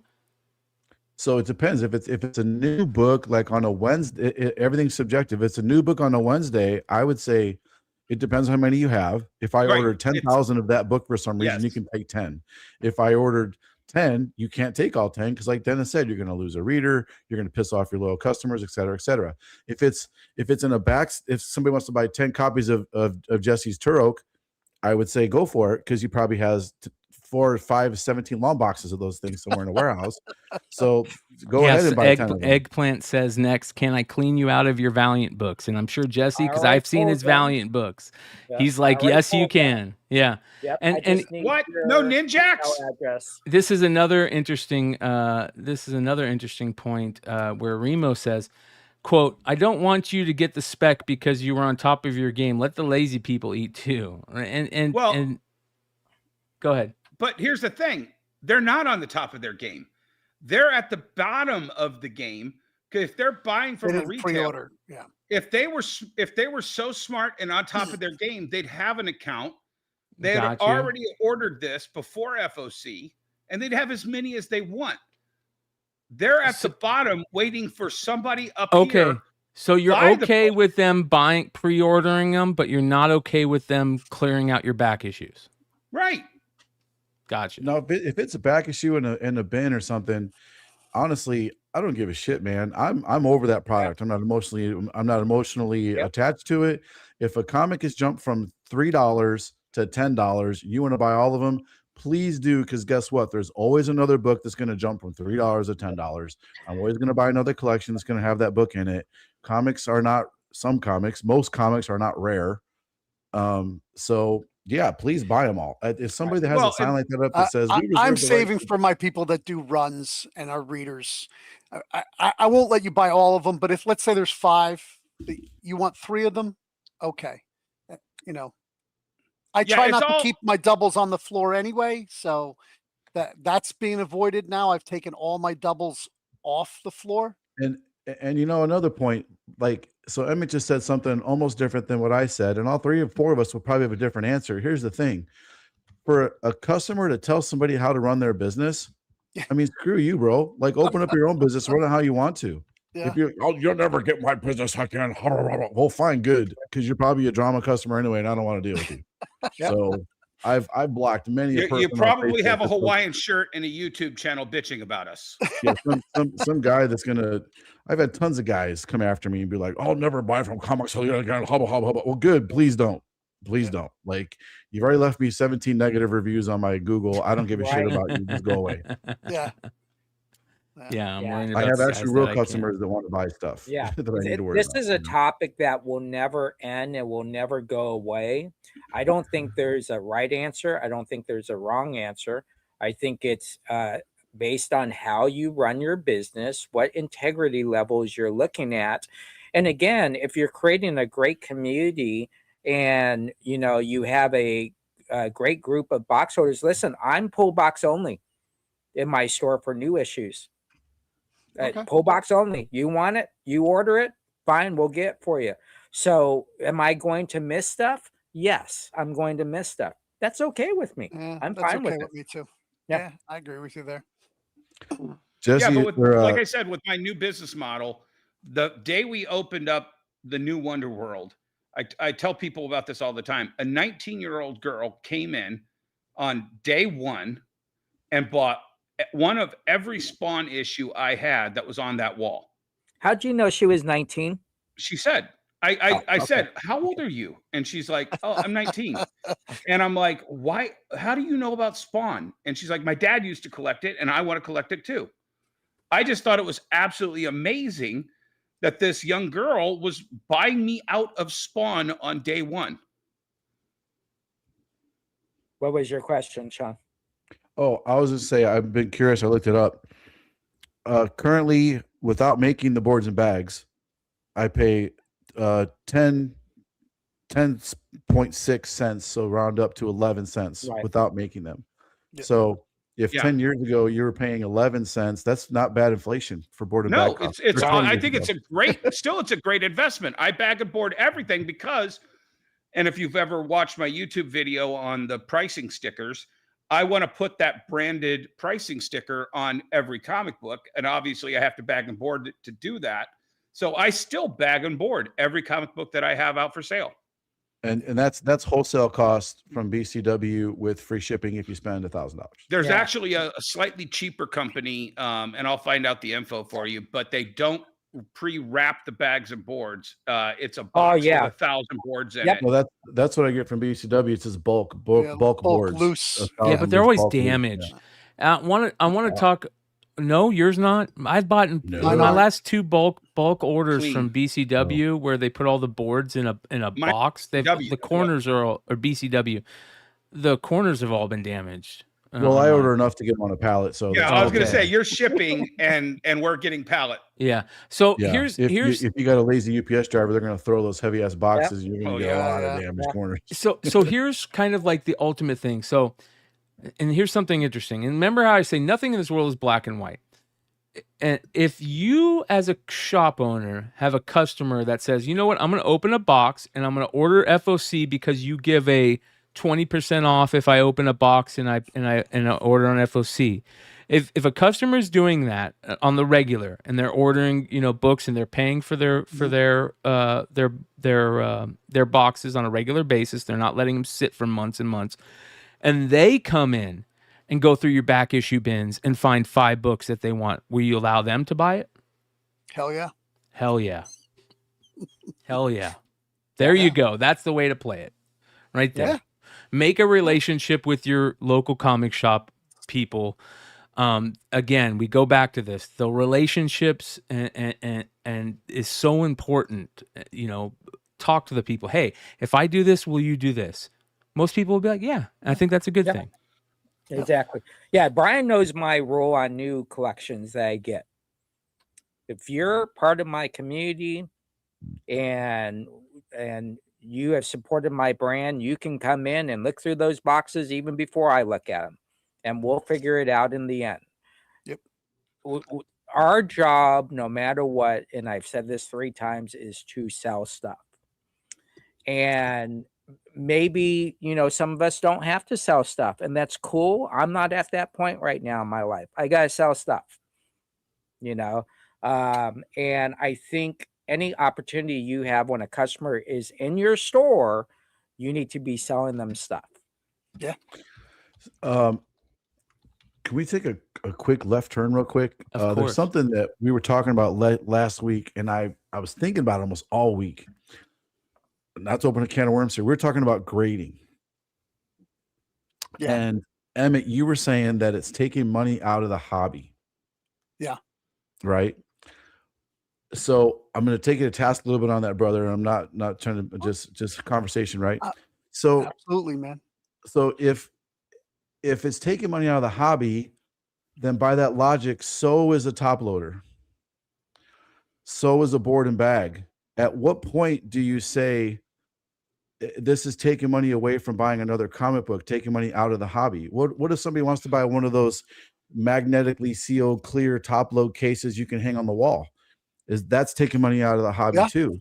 You know what I mean? So if by that logic, people aren't getting what they think they're getting, right? Well, because I've had a lot of videos on you shouldn't grade, right? So I get a lot of bad feedback of, but I love this and I love that. And it's all about the grade and the protection, which you're not getting either.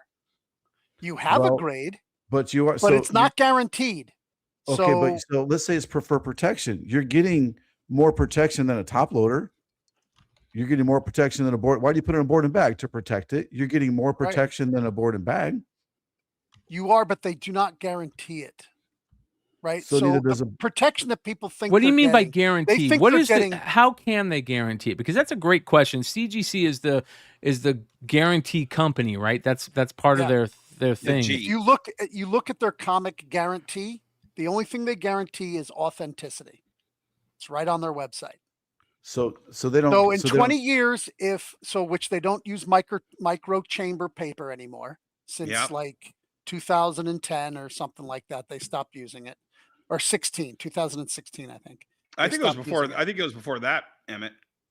So if you Google it, ChatGPT, Google, or whatever they're using as their AI will tell you that you never have to reholder your book. But if you look in the CGC, people talking in CGC, when should I reholder my thing? It's every 7 to 10 years. Okay, so here is the CGC grade guarantees. I asked ChatGPT, what does CGC guarantee? And they say, one, they grade accuracy guarantee. CGC guarantees that the numerical grade assigned is accurate based on their standards at the time it was graded. If they later determine the grade was incorrect due to a grading error, they may compensate the owner or buy the item back at fair market value or pay the difference in value between the assigned grade and the corrected grade. This is why CGC slabs carry a premium on the secondary market. Two, they guarantee authenticity, which you just stated. Three, they guarantee tamper evident holders, which we know is not true, but that's what they guarantee. CGC guarantees that the slab is tamper evident, and if opened, it cannot be resealed without detection. They do not guarantee that the slab won't crack or get damaged, just that tampering will be visible. What CGC does not guarantee is future market value. Grading standards won't evolve, that restoration detection beyond the tech available at the time won't be detected, and pressing quality unless it was done by CGC's in-house pressing service. I'm telling you that AI just Do it, lied Shawn. to you. Do it. So I mean, I got this in the mail today, but this is like I don't know how I would open this without people being able to get into this thing to Oh, mess. God. Watch I'd be able Red to tell. One I'd be able handed, to you tell can. somebody. Yeah. cracked this open. One-handed. Do this.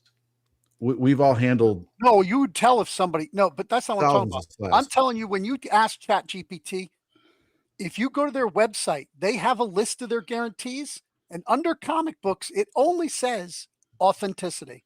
It doesn't say everything that you just read from ChatGPT. Well, so I just ChatGPT is going out and grabbing all the things everybody has said. Yeah, All but the you asked me misnomers. to look up ChatGPT, so I No, did. that's what I'm saying is that Yeah. ChatGPT lies Okay. because their information is coming from what other people are putting out into the world. All right, let me People who do are this. making profit I'll on do grading So, are Emmet, holders for it. let me ask you a question. Because you do not sell graded books in your store and you do not support grading, which is your business model, that's fine. Yep. Are you saying that the customers that shop at your store don't buy graded product? No. They So they're buying. that's not what I'm saying. I'm sure they're buying, either buying yeah. graded from somebody else. And why don't I do it? I need guardrails. Right. I get that. So I'm just saying that when you say money is being taken out of the industry, keep in mind you're also taking money out of your pocket by not selling it. So 100%. someone else is getting that money. So I I am just want cutting you my to- nose off Right. to spite my face. During COVID, when people were grading and making astronomical amounts of money, I forwent that. I did not. So I just looked the same thing up, Brian, and I asked it how long would how long the CGC and then how long CBCS, and they both say they should last 50 plus years if stored properly. Yep. And it says there's references from 2014 for CBCS specifically that say if things are aging normally, no extra yellowing, nothing that says they should be replaced. So about Ultimately, we know that there's some fuck ups going on at CGC, especially right now. This was put out by Automatic Comics. Shout out to Automatic Comics. He recently got these in, and you have bent inner wells continuing. So we're still seeing these issues. But that being said, this is what I asked specifically, what does CGC guarantee via their website only? And this is what CGC officially guarantees according to their own website and guarantee page.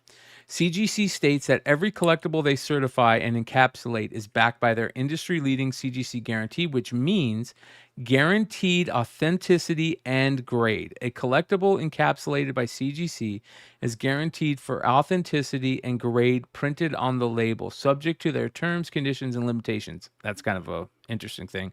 Applies to many collectibles. Obviously, they create comics, magazines, posters, cards, video games, prints, photos, etc. that are certified and slabbed are covered under the CGC guaranteed unless specifically excluded. So, Okay. So if I just put it in private chat, if you go direct, that is the CGC website. okay. And it goes right to their guarantee part. And under comics, it now has 2 lines. One of them says that 2 people have looked at your book. I call bullshit. And that it also that it's authentic. Nothing else is guaranteed under comics because they have guarantees for each different item that they do. Right. And So- and I'll say that guarantee says bullshit to me when they call it a 9.8 and then it banana gates before it gets to you and there's 2 spine Yes, ticks that on is a major problem. A major And that's a problem. huge problem. That bending in the inner grading. will. Yeah. But that's why they don't. But that's why they don't guarantee their grade. So they can send you a 9. Well, they do guarantee their grade. They do not. Didn't that just say We- that? Didn't that No, say look right here. No, go back to what you guaranteed just had. authenticity Go and back. grade? Yeah. here. So if The they collectible has been they inspected. guarantee that it's a The collectible 9.8 is and it arrives authentic. to you and the banana process That's it.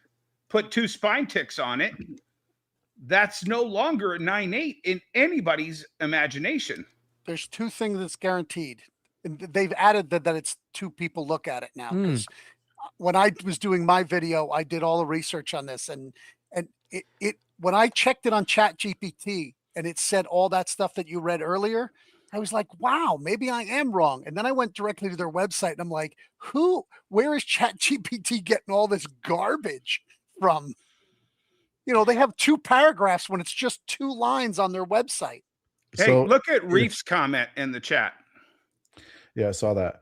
So, Which one, so Reed? my whole analogy I was using is that if somebody wants to get it graded just to protect the book, let's just say, because I've heard that a lot. They like the people get it graded for different reasons, right? And I say this on my YouTube channel all the time: buy what you like, collect what you want, don't listen to the haters. If you like a slab graded for whatever reason, it looks pretty in the holder, I want to hang it on my wall, which is a bad idea because it'll fade. I want to do this, I want to do that, whatever the reason is, then do it. Now, I hear what Emmet's saying. If somebody comes in with a modern book, should I get this graded? I'd be like, well, let's talk about this, man. Why do you want to get it graded? Why is it important to you to get it graded? I want to resell it later. Well, you're talking about Spider-Man number 22 that just came out this week. I would not get that graded. Right. It's a bad investment. But if they're like, I just love this book and it's my favorite cover I've ever seen in my life and I want to have it protected for ever and ever, I'd be like, well, go ahead and get it graded. You may have to get it regraded someday or rehold it someday, 50 years or so, but go ahead. So, I disagree with the 50 years, even though ChatGPT says that. I think it's taking I from when don't- it used to have micro chamber paper in there, which they've the oldest removed. one I have is a 2014. I got a Hulk 3 signed by Stan Lee. It's a 3.5. It's not a high grade, but it looks fine. I know it's only been 12 years, but I don't know if there are books that have been out there. You for don't 50 hang years it on the yet. wall, right? Or you have No, LEDs.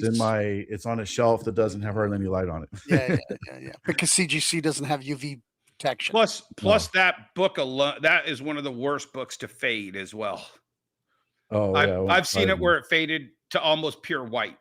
Yeah, for a while, it's funny. For a while, we had books on our shelf, exclusives, and then some of them, the top didn't sell, and we would move the first one, look at the second one, and like, damn, that book's so faded just for being Yeah. on board the bag. It's crazy. Yeah, Two-Face. When I Yeah, used to sell at the crazy. flea market, outdoor at the flea market, I'd have sports cards out there. I lost an entire autograph, just disappeared in one day. Yeah. But I mean, the thing I wanted to take you to task a bit on, brother, is that, I didn't necessarily agree with what you said about it takes money out of the industry, because I feel like it's part of the industry, just like There's our total disconnect. There's our argument: is you Yeah. think they're part of the industry, and me, they're not. They're out. They're a They're an middleman. outsider sucking. They don't create anything. They don't support anything. Well, if you ever been to a show and seen their booth, there is lines of people there, and they are running witnesses back and forth Yeah, to there- creators' tables. People will buy a book Right. just to get it graded. Have what you about seen the streets in Philadelphia where people are? There's lines out the door for drug dealers too. Doesn't make it right. There's also Doesn't lines make at it the good. methadone clinic. But it's the apples and oranges. You're talking about, Yeah. drugs are not grading. Like, Look, we're not really- talking apples and oranges. We're only talking bananas tonight. oh, yeah, that's But right. is it Yeah, really Banana apples Gate. and oranges though? Yeah. Because people, it has become part of the culture that you need. Like, you don't think that corporations out there going, they need to get their stuff graded. We need to I do think they're just marketing and offering get a service. I feel like I've never seen an advertisement from BlackRock CGC. and Vanguard are out there just wanting to offer a I've service. seen how you're John, comparing they bought the CGC with back the big evil cover of corporation. every. Like, They bought the back cover of every free comic book day one year. yeah, that's CGC great did. advertising. They're a company. Well, you just said they don't ever advertise, but they bought the back cover of every. What I free was comic saying book. was what I was saying is I don't ever see them advertising. You have to get your comics graded. So look, let's be clear about something here. First off, every company in America is there to make money. Period. Yeah. So you can't fault For the most CGC part. for For the advertising. I don't know about every. every company. There's some out there that maybe not Well, might. if you're a nonprofit, Yeah. that's different. They're But if you're they're making an awful lot of money and they're not putting anything back There you into go. the industry. There you go. I don't know about. I mean, I don't Well, know what we would what expect. do you- what do you- is- what about Profits. what about do you think that the signature that the signature series stuff is not putting back? It's saying that yes, we witnessed No, this because signature. Only we when know they pay- that there's a lot of fugazi in that shit too. I got you. Ask Todd But McFarlane also how much he only made when on. they pay the creator. Yeah, a yeah. fair Ask Todd price for McFarlane how that. much. Ask Todd how much he made on his CGC signing he did. Well, that's the an thing. insane amount of For money. every Todd, there's a line at some, let's just say John Tyler Christopher's booth, where they're sending up their witnesses, and John Tyler Christopher doesn't get a penny of CGC's witnessing fee for that. Well, that's by his Well, choice. he That's by used to his charge. choice. Well, no, I understand that, but what That's are they his putting fault. back in? And then the second a creator asks for that extra fee, I don't then have a the problem with fans that. are like, I don't have a problem with the no, creator, but with a the lot of creators fans that do are. have a problem with that, Brian. I know, Well, but it depends I what they're don't. charging. I don't have a problem with them. If we could talk about signature, that's a whole nother conversation. To be honest with you. So let me ask you this: is BCW taking money from the industry, not putting it back in? One sec. Beer. I think there's a big difference. That's your customer. That's the customer's choice to buy that BCW top loader. It's a customer's choice to buy to slab the book.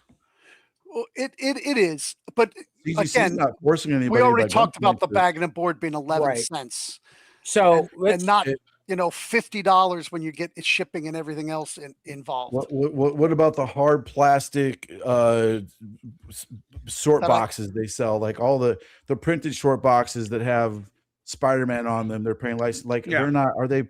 Again, BCW is designed to protect comics. They're not putting money. I'm sure there's a lot of industries NECA we that could makes get to the that print support. boxes, but They support hobbies that don't put money back into the hobbies. Short boxes, long boxes. That's a convenience. You don't need those. You could go get a box from the back of Kroger and put your comics in it. and You there's know what I plenty mean? of people that do. You bought collections, they're out Back there. to banana boxes. How many Yeah. banana Yeah, box there you collections go. have you gotten?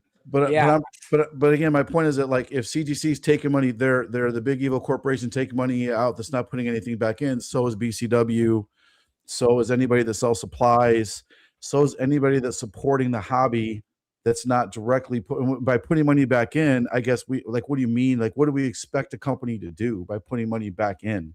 You know what I mean? let me do this in a different way. If there was no grading companies ever, Which there wasn't. right? So we're talking about there's no grading companies today. Would all that money that the grading companies hypothetically have created still be in the comic book No. industry? Probably No. not all of it. No. No. Probably not all of it. Maybe 25%, 30%. Yeah, You're talking about I a think that it's completely brought a different lot of class money into the industry. consumer. Would- Yes. Would that Action Comics have sold for the price it did if it wasn't a grade? No. Would that Pokemon card have sold if it wasn't a 10? Well, I've always said that the entire invention of grading was so that the two biggest dick wavers at the convention circuit were complaining that, well, no, my action one is way better than your action one, and my more fun is better grade Okay. than your more fun. And they're like, you Okay. know what? Let's get somebody to decide for us. Okay, that's fine. The competition breeds industry. Competition breeds great things. Marvel and DC competing has made some great comics over the years. You know? But do you think there's a real competition in grading comics now? Well, yeah. What great thing does grading add? If there to wasn't a the comic book competition, industry? PSA wouldn't be grading comics.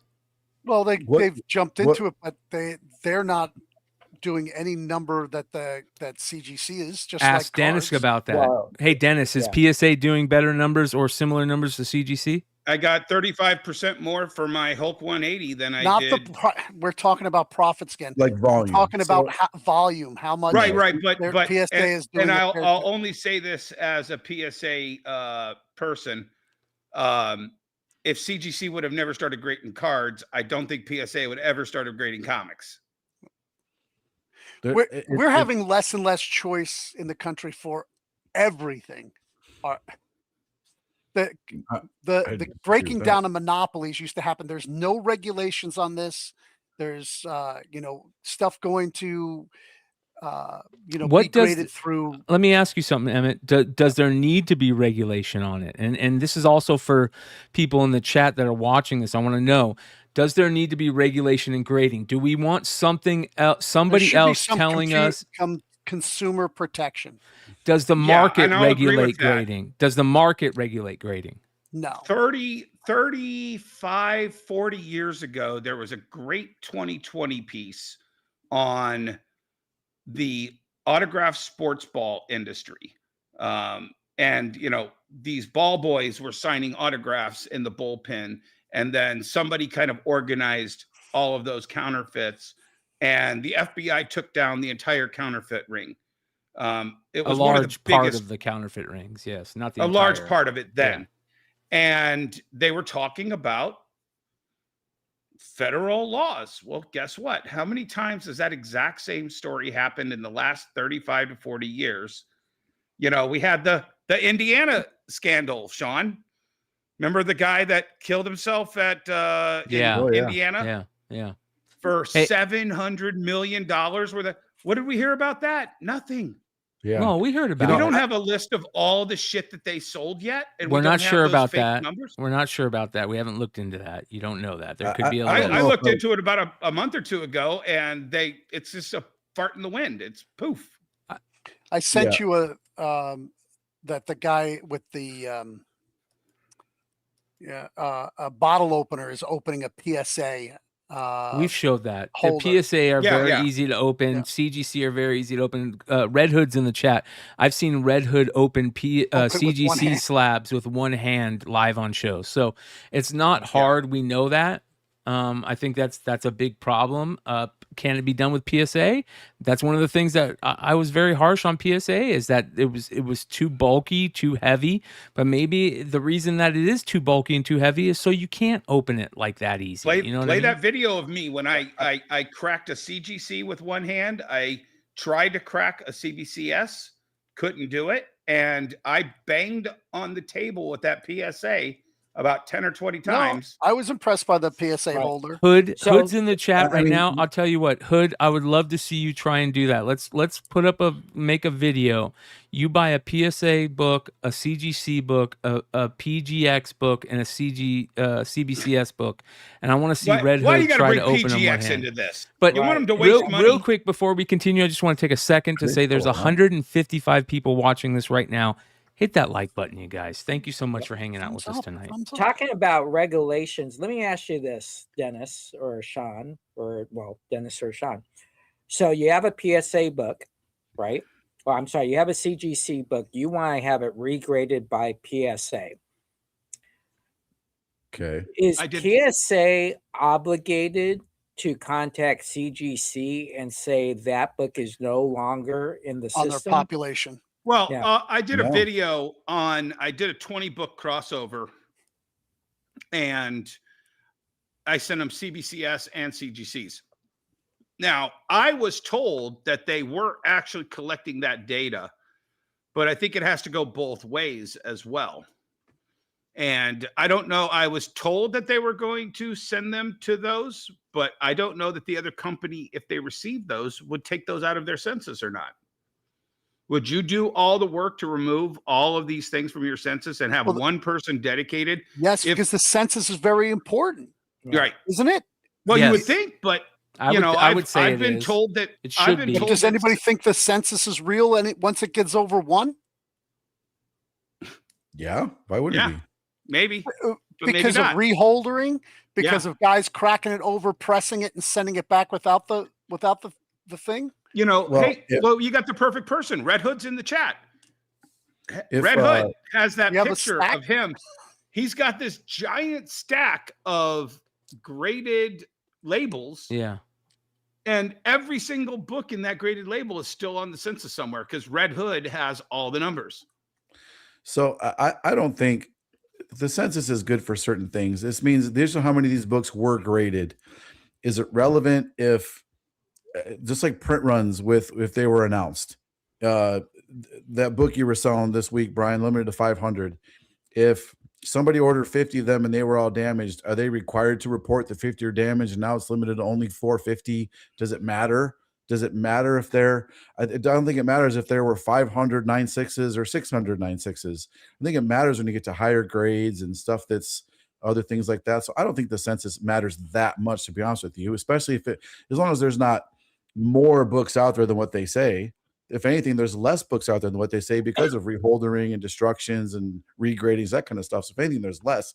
And as long as it's not fudging numbers to make them higher, then I don't think there's a problem with that. Really. You know what would and then be when great? I was Real quick, Shawn, I just want to interrupt. Yeah. You know what would be great is to be able to have like Matt Nelson, the head grader over at PSA, the head grader over at CBCS, come on the show and answer questions like these. Like, what do you guys think about this? Matt Nelson, the head grader at PSA, the head grader at CBCS, the head grader at PGX. You got a seat on the show. Let's make it happen. Go ahead, Shawn. And we were talking about cracking slabs. Like I've cracked many slabs. It's not difficult. You can crack the slabs. You can cut that inner weld to get the comic out. My point about having a book protected and graded is it's difficult nowadays. There was a time where it wasn't. When they first started, you could open the sides with your fingers. It's pretty easy to get into there, but you can't crack that slab without somebody really knowing that the slab has been tampered with. It's pretty obvious, in my opinion, unless somebody knows super magical tricks to put it outside under a full moon and do a dance around it and whatever to make it. Or if they send them to you unglued. Well, yeah, that's clearly. Yeah. I mean, so look, we all know there's errors. We all have errors in if you have a website, you have errors in shipping. You try to keep them below 1%. You deal with them as they come up. You try to make things right. It's going to happen, right? It's going to happen. Now, when the massive fraud happens, and really, sorry, one more point. You were talking about having a third party regulate things. Good Lord, we don't need the government, for crying out loud, to step in and regulate grading. Yeah. How do they do that? That's insane. I think the market we need to will, regulate it. if The market needs to regulate it. Yeah, the market regulates it. If What CGC do you think was making terrible as mistakes, soon as the trust is completely gone, what do you think that will do to the collectible market? so let's just say, for some reason, a massive scandal happened, and CGC was like, "Hey, you know what? Every single book graded has been wrong. CGC is the worst. They're terrible. They're going to close." People would move to PSA, or there's room for somebody else to rise up to replace them. I don't think this is going to go anywhere. I really don't. I think you can get anything. You can get video games graded and anything you want graded. It's a part of the collectible culture to have them graded. Where do you think these massive corporations will be when they meet saturation? What do you mean? Yeah. Well, saturation doesn't have to be 100%, right? So, when the number of books that are coming in, because there is a finite number of books, and everybody says, well, they keep printing books, but we already said most modern books don't need to be graded unless we're going to be grading everything. At some point, you will not be able to pay for the employees that you have in these massive corporations on the number of books they get. It's not going to be tomorrow. I don't think so. You're right. I don't agree with that statement. They'll just hire more people. The profit's enough on the grading to hire more people to scale. To do what? To scale what? To grade. There's no more books to grade. But there will always be books to grade. Look at how many absolute Batmans do you think are being graded right now?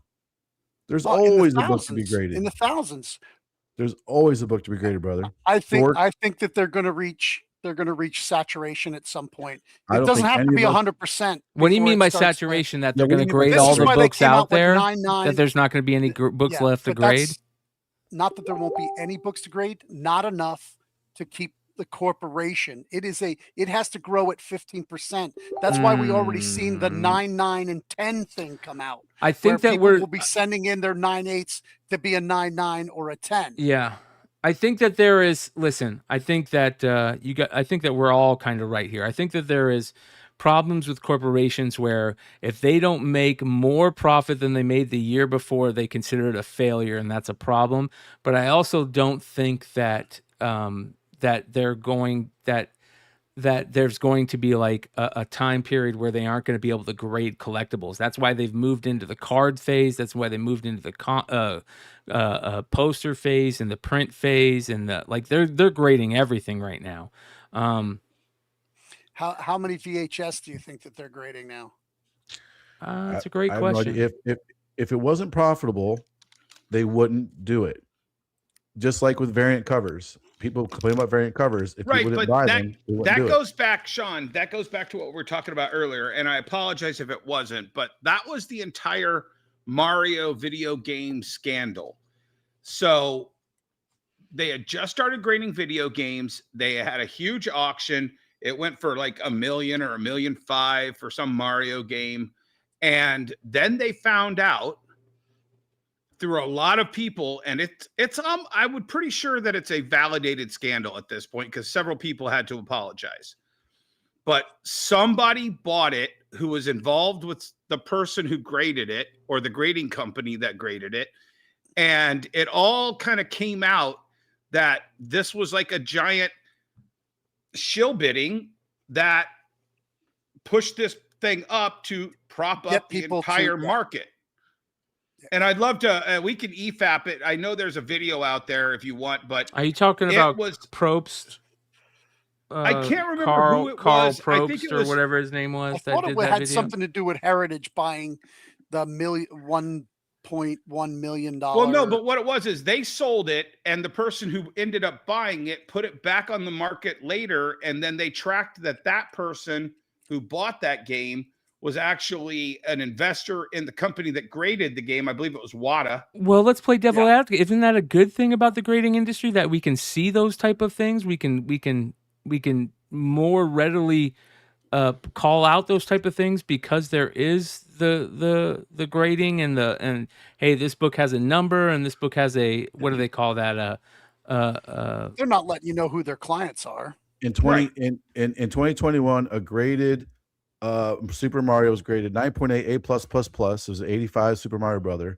Conflict of interest. WADA executives have financial ties to the investors. WADA and Heritage allegedly created artificial market hype. Heritage had ownership ties to WADA at one point. There was market manipulation, early high-profile sales. There was a class action lawsuit was filed against WADA and Heritage. It included market manipulation, artificially inflated prices, undisclosed relationships. And after that, sealed video game prices crashed hard in 22 and 23. Many high-end games dropped 50 to 80%. WADA took a huge hit in confidence. So, I mean, really, to Brian's and point, CGC jumped in there, and it's good. Yeah, it's good that we can see this stuff and they get called out and they should be held accountable, because if anything, and that's the free market. In my opinion, that's coming in and being like, hey, but WADA's still around, Heritage is still around, the investors are still around. Yeah, but they're not as important as they were, right? Shout out to Rupertsky for the $2 super chat that just said, I love my Masters of the Universe graded VHS. Well, I love it too. That's a cool thing. I got my Comics Link catalog in today if stuff is going on sale. So, yeah. Hell yeah. I'm saying if they had never got caught and all of this giant bubble had happened, then no one would ever know that it was all predicated on a giant lie. Well, let me ask. Let me ask one question real quick. That's the definition of a pyramid. I want to ask each one of you this. I will never win this argument. No, you don't like grading. You don't like grading. We know that. But I want to ask each one of you this: if you guys each came into a video game warehouse find at some hoarder house where there is stadium events in there, there's Mario 1, the first 8 whatever black NES games, and they're all in there, and you got them, would you grade them to sell or would you not grade them to sell? I want to ask each one of you. Dennis, would you grade those things to sell them? I did, and I made probably over $20,000 in graded video games in Jesse, would you 2025. grade them to sell them? No, I would buy, turn my money, get on to the next project. Shawn, would you grade them to sell them? Absolutely, because I like money and I'm going to make more money grading them. It's an Emmet, investment. would you grade them to sell them? This may sound like a cop-out, and it will. I would send them to auction. And Well, the that's auction's gonna that's grade. my cop out because I didn't grade a single one of them, but I had Heritage sell them for me, and Heritage grades all of them prior to selling them. I want to give a big that's shout out to okay. Official Music Pub for the 20 gifted memberships. Thank you so much, Music Pub. By the way, real quick, for everybody that's been getting gifted memberships, we're going to have some major members only e-fapping videos coming up. Shout out to the great and powerful Darth Lopez. He'll be doing some members only videos with me soon. So that's for all you members only gifted winners. Yeah, you know, I have that video game, and it when I go to sell it, it will go through Heritage. So will you grade it if Heritage says that it'll be better off graded, sold, or not? I tell people, if you're selling your collection, you should grade it. You'll get the highest price. Well, and I don't think they'll grade Emmett's because his is an open game, and the grading market is really just for sealed games. Yeah. There are a few. The two larger sales have been graded. Yes. But so my thing is for the long-term storage. If you're buying it, grading it to put it in a box until, you know, at some point you're going to sell it down the line, I think it's a total waste of money because one, you may have to reholder it because of problems with storage, or that company is no longer the leader, so you're losing money. If you're selling your book tomorrow, if you're a retailer or if you came into a collection and you want to sell everything and it's valuable enough where a Heritage will take all your books, grade them, sell them. If you're like, I want to collect this, I want to hang it on my wall, you know, in this plastic box, I don't agree with that because I think that you're wasting your money, because I don't think it's doing what people think that it's doing. So yeah, I think this is a daily rhythm thing. I am in a store. I've done this for 43 years. Obviously, they haven't been doing grading that long.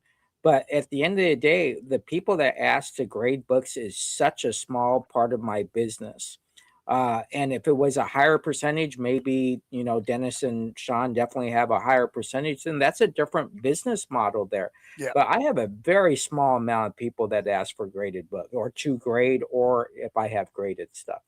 We send, full disclosure, we send probably 200 books to CBCS a month. And I pick which ones we're going to send. And we usually can, whatever that book is, plus the grading, we can double our money at least. It's an investment. It's spending $25-30 to make $25-30. So yeah, exactly. It's totally worth it to me. I mean, some go higher, some go less, blah, blah, blah. Exactly. You know how it is. yeah, it comes out in the wash. Sure. Yeah, you get that 9.9, that 10 every once in a while. You get the 9.4. You're like, damn it, you know. But it's just for the consumer. Do you think it's, you know, I get it when people are trying to sell it because people are so afraid because comic dealers have cheated them all these years. That's why we needed grading, because there's all these huge comic cheats. Do you think muted. that's why grading You're happened? muted, Dennis. I've never heard that. People complain. Oh God, that was one of the first CGC scandals. Was one of the old timers had been trimming books on the market, and I can't remember his name. Yeah. Oh, yeah. The restoration. So you're right. You're right about that. That was the first scandal, and he trimmed them so tight that CGC did not know it, and everybody was like, "Wait, this was trimmed." Wait, and they had thousands of books in the system that were all suspected of being trimmed. I don't know whatever happened with that. Yeah, and the guy on YouTube who's washing books. Yeah. and sending them to CGC, and he's getting them back with these unbelievable grades. Well, and I talked about this when when all the other gates were happening. I know for a fact. I'm not going to say who it was. I know it's getting late, but I would love to hear more about your pyramid theory here, Dennis. I was intrigued last week, and no, that's fine. What you were saying. That's fine. We don't need to go into that. Let me finish this story, and then you can feel free to discuss it however you want. Gotcha. The people who worked for CGC that would grade books before a big show would go around the show with a list of dealers and books. And some of those books were very big golden age horror books. And they'd be graded 4s or 5s or 6s. And the dealers would sell them. And this one person who worked for CGC would walk up with this list to a dealer's table and go, "Oh, can I see your this? Can I see your that? Can I see that? Okay, how much for these?" And then lo and behold, 6 months later, the exact same book with some of this exact same damages would come back 7s, 8s, 8.5 without any additional pressing. And I call that undergrade gate. Yep. Yeah. Because so did that happen like when grading first was going on? It was 2000 to 2005-ish, and I've talked to a couple of the dealers who were involved with it, and it was kind of like an old-time dealer kind of roundtable discussion after the shows. Like, "Oh, did that little shit come up and buy those books from you?" I actually thought that they were much tougher when they first opened, when they first came out. Well, yeah, but then if they're tough on the customer, and then the employee can buy the book and then take it back to the company and get the higher grade, then that's more of a scandal than it is a tough on, So what industry has a perfect record 100% throughout their history? Zero. Exactly. Jesse James Comics. No. Oh, I thought that was a trick question, Jesse. Yeah. So at the end of the day, this is going to happen no matter what. And so the best thing we can do is do what's best for our business, what's best for our consumer, and educate people. And if they want to be educated, they will be. If not, they're just going to fall down that same rabbit hole. But at the end of the day, I think it's about pivoting and moving forward and doing what's best for your brand. I couldn't agree more, man. I agree with you. It's about what's best for your brand, and I would say, man, let people collect how they want to collect. You know what I mean? Like, no, but they have to be educated if they're collecting wrong. They don't have to be educated. They don't have to be educated. It's their choice to be educated. And there's no wrong way to collect, arguably. There's no wrong way to collect. As people who do these shows, to educate people on what our feelings are. But I agree with you. I think that Can I finish my sentence? Can I finish? Okay, I'm finished. Just like Emmet has done with his opinions about grading. I don't agree with Emmet on it, but I'm not going to sit there and shove a banana in his mouth every time he talks about it, because I don't want to hear it. Okay? Let him tell his opinions. Let the people who want to listen to his opinions state those opinions. Very few people. And move on.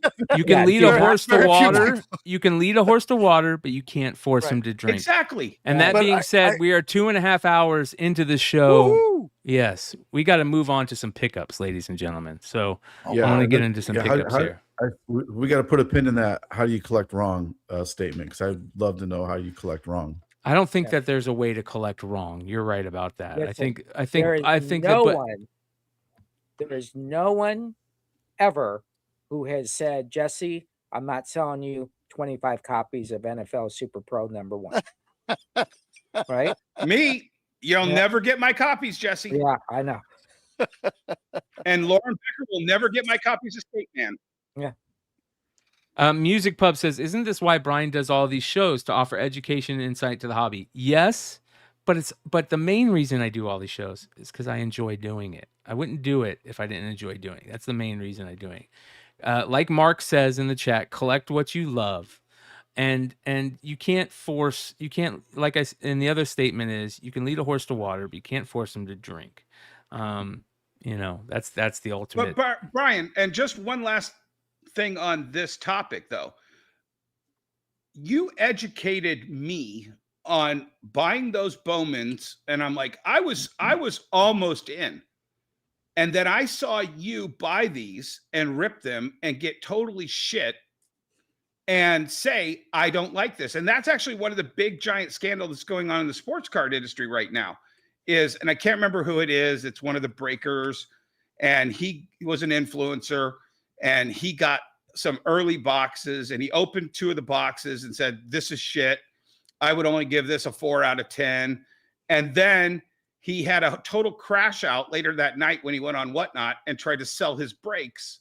Are you talking about? And he's like, come on, guys, buy Pac-Man. Exactly. I don't know about any of that stuff where the initial stuff, but the reason why that's the whole scandal is he did a video earlier that morning before the crash out where he opened the product and said, I don't know if I would do this. And then he's yelling at all the people on his break, why aren't you buying this? Come on, you got to buy this.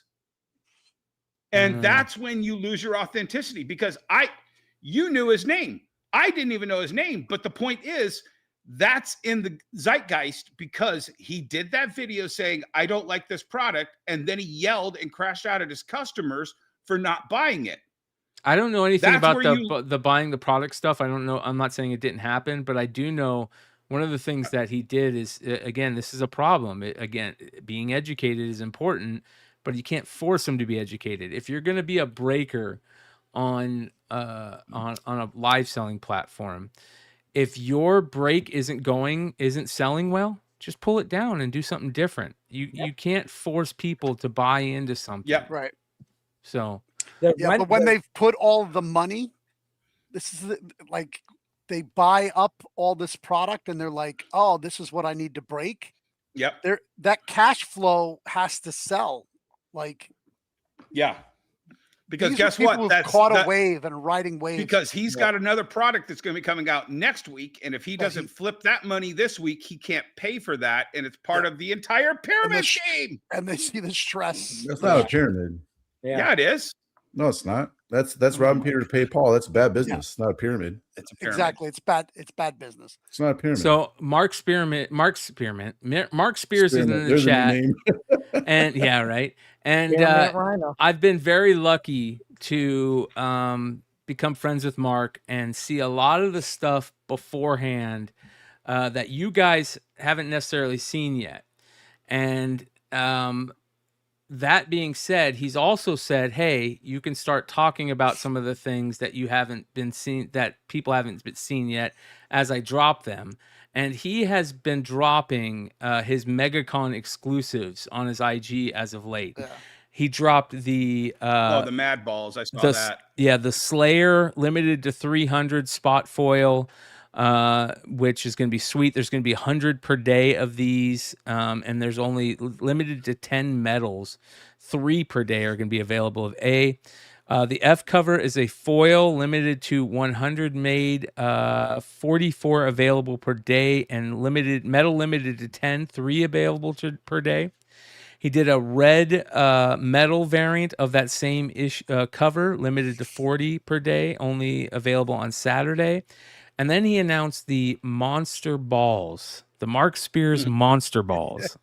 I'm sorry, yes, not official Mad Ball. Mark Spears Monster Balls, which we all said that that needs to be a shirt. And you guys know I'm a huge fan of Mad Balls and 80s nostalgia. And, you know, this is something that we've known about for a while that Mark was going to put out, and it is fantastic. This is going to be limited to 40 made, only available on Friday, and the metal is limited to 10. But he announced this today, which is something that I've known about, and these guys have known about for a week now. But this is fantastic. This is the MegaCon variant cover C. It is a spot foil. That should have been cover G. cover double D. Yeah. No, those are G's. It is. Yeah. It is spot foil where the blood on this one. Where the blood is all the foil, which is awesome. This is fantastic, and this is going to be one of his MegaCon variants that is going to be How gone. many is it limited to? I don't know if he says how many this is Mark. limited to. Yeah, how many is limited to, Mark? Was there a cover there? All I see is money. Yeah, right. Yeah, Mama. Yeah. Yeah, where's Red Hood when you need him? Right? He's in the chat. So this is going to be. There's still quite a few more that are going to be announced. So make sure you guys are following Mark's IG. He's only going to be. I think he announced what he's going to be doing signed throughout the week, which is going to be very interesting. I think he's only signing for like 3 hours a day or something like that, and it's 2 max per person. And then you can go if you want to go get back in line, you can go back to the line type deal. But I like that he's breaking them up per day, so it gives everybody the chance. Like maybe you're only able to go on Saturday or Sunday or Saturday or Friday. And No. Take it from J. Scott Campbell. It's best to just sell out on Friday and then do nothing for the rest of the weekend, Mark. Yeah. So that'll be fantastic. But more importantly, the amount of pre-orders on the Midnight Man one-shot have been amazing. Mark, let us know how many pre-orders, if you can, on the Midnight Man there's been, because this is going to be fantastic. This is the book that I've been talking about for a while that is going to blow you guys away. This is the one-shot he's got coming out, and you can get a special like rookie card on this one too. And then one of my favorite things that he's done is, again, you guys know I love the Madball. 27,000 on the Midnight Man. Wow. 47? Wow. Yeah. Well, I love the Madball stuff, but more than that, how about some muscles? All right. Got a little muscles. All right. Muscle Men. This is the cover G that's going to be available at MegaCon, this upcoming MegaCon too. So all kinds of goodies for Mark Spears fans coming up from MegaCon, and MegaCon is going to be here soon. And I think all of us but Emmet are going to be there. Shawn, are you going to be there? Oh, yeah. Okay, so Shawn's going to be there. Dennis is going to be there. Jesse, are you going to be there? No. No, Jesse. It's across the street. Yeah. Jesse will be at the Goodwill. I'll be flying in that Monday, the Monday before. So I'll be there early, which is going to be nice. Yep. I bought my plane tickets last night. So You should just come up and hang out with me in Daytona Beach. I'll do that. Yeah. So, all right. Storage Bag said he pre-ordered 50 on the Midnight Man. Let's fucking go. Hell yeah. All right, let's get into pickups. I want to talk pickups because the guys have some great pickups tonight. Each one of them has some cool stuff to talk about. Emmet, why don't you go first? You ready? Okay. All right, here we go. So I bought comic books and sports cards and a little bit of toys. And it's about 150,000 or more cards and probably about 2,200 comics. I didn't really look through the collection too much, but when I finally got a small portion of it back, because I'm still getting it, it's that much stuff. This is what we got. This is hard to see probably with the light. This is a large LeBron James rookie something. I don't even know what. It's what the really case is. topper for the collectible box set that they made his rookie year. Oh, thank you. And I sent you some pictures that you wanted me to send you the pictures, but yeah, this is that box topper right there. Yeah. See it a little bit better. I don't think it's graded that high. It is graded 10, but it's WGA, so yeah, it's Funk's grading meaningless. company. It's PGX. Yeah. Then Bob Gibson 71, couple of 52 Bowman, Nolan Ryan 73, Johnny Bench rookie, Mickey Mantle blue back tops game. Ball. Right. Yeah, 68. This right here is something that you asked me about, and it's funny you asked me about this because on Wednesday night or Saturday night I talked about these cards. So Upper Deck did these really cool things called Heroes subsets. Yeah. They were insert cards that they put in all their product from like 90 on. Was it 90 or 91 on? But I think it was 91. it was like Reggie Jackson, Ted Williams, Nolan Ryan, Dan Marino, Joe Montana, Walter Payton, Wilt Ken Griffey Jr. Chamberlain. Mantle. They actually did a Dick Butkus too, because I have a couple of them. No, they didn't do a Dick Butkus Heroes set. And the Mickey Mantle Ken Griffey Jr. card was just one insert card. It wasn't a set. But the sets were great because they, you got like 10 cards that were part of their careers. They would throw in a header card, and then the last card in the subset would be these paintings done by this painter, and they would do signed versions of them. And people are still looking for these signed versions of the Heroes card.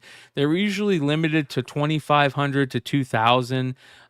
People are still looking for the Nolans, the Ted Williams, the Reggies. They're looking for all of them. But Dan Marino was one of the ones that like most people didn't talk about. And this one's great because usually he signed it like really big across the whole card. But Emmett's got one where he signed it perfect right in the bottom right-hand corner. And it's one of the originals. Like you could go get one of these unsigned ones signed. But the originals, they signed out of the limited number, 481 out of 2,500.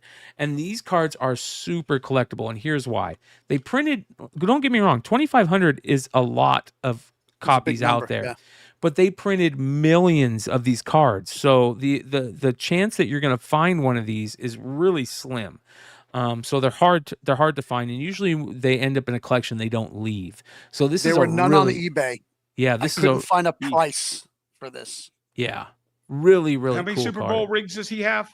0. None. But he is, until Tom Brady, he was considered the greatest quarterback to ever play the game statistically. Yeah. So I just think it's the biggest robbery ever. Well, he only went to one Super Bowl, and that was his rookie year. Laces out. Yeah. So. But yeah, that's a really cool card right there, man. And then I have. I guess I didn't send them to you. I'll hold them up. So yeah, it's with my background, it's tough to see. These are 4 Carlton Fisk rookies. Nice. I have the 73 Schmidt, but for some reason I couldn't find it to bring it up. A couple of Dennis Eckersleys. A lot of like just not any great players, but there's a couple of Hall of Famers. Play ball and Bowman's, and this is some other oddball company. It's a tiny little card. It just it's a gift that keeps giving. That looked like a 41 or a 40s Bowman. That looked like a Bowman. It is. It's a 48. It's a 1948. That's Yogi Berra's rookie year right there. Yeah. So I'm hoping to find some more. He was obviously buying online early. This one has like this sticker on top that says, if you break the seal, you can't return the card. It doesn't say anything about the grade or the card or anything. Yeah. So like, yeah. And like, there's just so much. I got New Mutants 98. I got 3 Secret Wars 8s. They were mid grades at best. They probably needed a little cleaning. What was the whole collection and how did it come about? So many years ago, I had this guy that would come in and talk to me about Sergeant Rock, one of my favorite characters growing up. And he sold me his collection and wouldn't take any more than a quarter a comic. And he had from like number 83 up. He was just missing the prototype and the first appearance out of that whole collection of our army, and then all the way through Sergeant Rock. I get a call and the woman says, "Hey, do you remember Sergeant Rock?" I'm like, yeah. How's it going? She goes, "Well, his brother, who was a bigger hoarder collector, we have all of his stuff. He passed away. Would you, be interested in buying it?" And I was like, "Hell yeah. How fast can I get there?" So I went up, I took a look at everything, and I just bought it all. Nice. What was in the whole collection? Cards, comics, anything else? Yeah, toys, some Welcome Back Carter action figures on Nice. card. Wow. The cards were Yeah, crinkly, but yeah, it Does he have the Epstein? doesn't have the Epstein. It's somewhere on the list. Yeah. 2 Barbarinos and I don't remember the other. Yeah, I the can't other remember all their names yet. Yeah. What was the tall black guy? Washington? Yeah, Washington. Yeah. That's the other Yeah. one I have. He comes with a basketball. Boom, boom, Yeah. Washington. Boom Yeah, Boom yeah, Washington. yeah. Yeah. I watched Welcome Back Kotter every night as a kid. Me and Yeah. my brother. Yeah. Wow. Yeah. Yeah, that was a fun show. Fucking A. Fucking A. So yeah, Yeah. that's it. I mean, Have you ever seen Quentin Tarantino's Welcome Back Cotter SNL skit? Yes. Oh, look at those Yeah. 75 Ryans. Are you kidding yeah, me? 4 of dude? them. Oh my Yeah. gosh. That's one of my favorite all-time cards right there. The 75. And no set. minis because you're on the East Coast. Yeah. I've gotten minis before, but no minis in this collection so far. Then an Andre Dawson rookie card, like just money. Yeah. Very cool. All right. Shawn, you're up next, brother. Just a couple things I'm kind of specking on a little bit here. So, I got this is super cool. Just kidding. I just bought it from a guy and whatnot to show him some support. This Punisher #1, the Rucka run, I believe it was. Yeah, it's got supposedly Brand New Day is supposed to, there's a redhead in it. There's people are wondering who's going to be in the movie. We're back to this now a little bit, right? Who's the redhead going to be? The redhead girl's going to be Mayday Parker. Who's Hope going to be? Summers. There's a picture leaked of her with she's got her trench coat on, like on the side, but underneath it you can see camouflage pants and combat boots. So they think she might be the girl that shows up in here from the Punisher. She's a Marine that goes kind of nuts and joins the Punisher. It's really good storyline, by the way. It's a 5-issue arc, but I'm collecting up a couple of these #1s. They're going for like, I don't know, $10-20. So just in case, if it doesn't pop off, it's fine.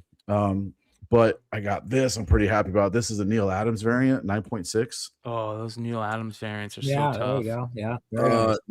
9.8, it goes for like 500 some bucks. 9.6, like 450, 500-ish. So pretty happy about this one. And then I sent you a picture. I don't have it actually here yet, but it's on the way. I got this from CBCS, the Robert Downey Jr. That's awesome. A lot of people were wondering, like, send it to CGC. It's like, I can't, because it's going to come back with such a low grade. Right. Because of the spine ticks, people are going to think it's not worth anything. So CBCS has this, if you didn't know, everybody, educating people, right? They have an art grade option. And I love this art grade option. I used to get the art grade all the time because I always tell people, in my opinion, right? Agree to disagree if you want to, but when you get a sketch or a remark, the value is in the art production and who did it. Who cares what the grade is if somebody remarked a comic book, in my opinion, or sketched a comic book? I've seen artists not do their best work because they're so afraid to damage the blank cover. They're hovering their hand up and they're drawing all weird, or they got all kinds of shit laid on the book trying to protect it. If I ever tell an artist, like, I don't care about the grade, just drawing it, man, they go nuts. They're painting on it, splattering on it. That's like getting a signature only grade. Yeah, kind of. For cards. I didn't know that. I did learn something.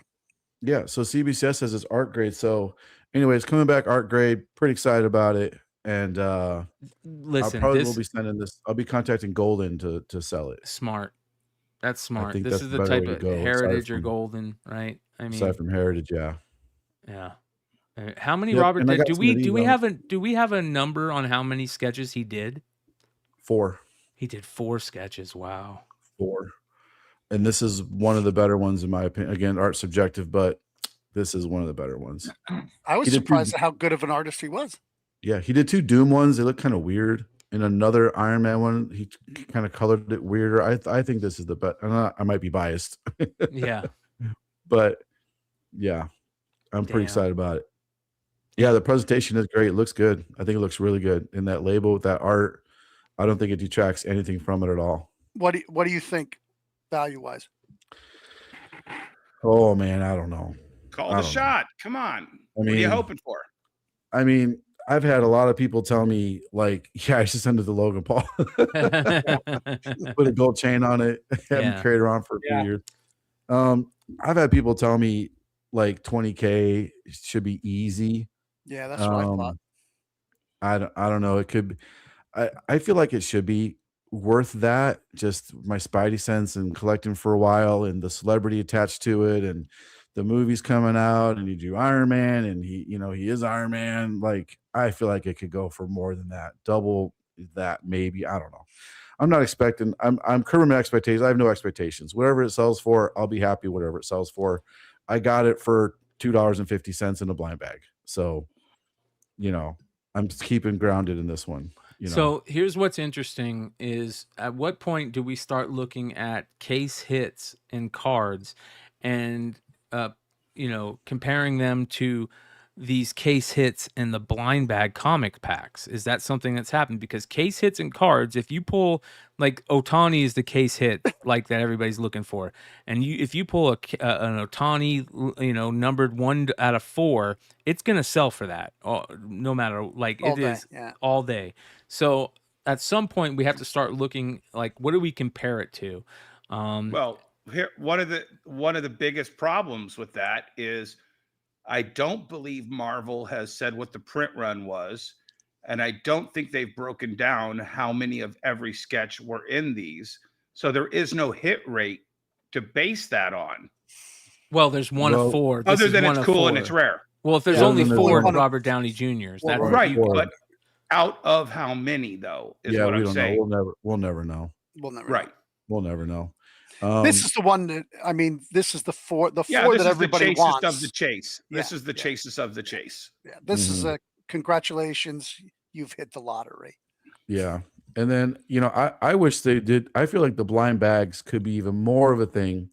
Everybody said this is going to be the year of the blind bags. I don't know of any other ones coming out except for retailers doing them. Daredevil. Oh, yeah. Sorry, Daredevil. Yeah.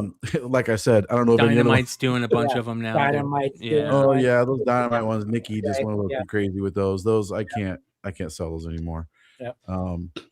Yeah, they don't have enough oomph in them anymore. They're the first Vampirella Kickstarter had some oomph in them because you had the chance to get those cool buybacks. You had a chance to get it at Vampirella #1. You had the sketches in it.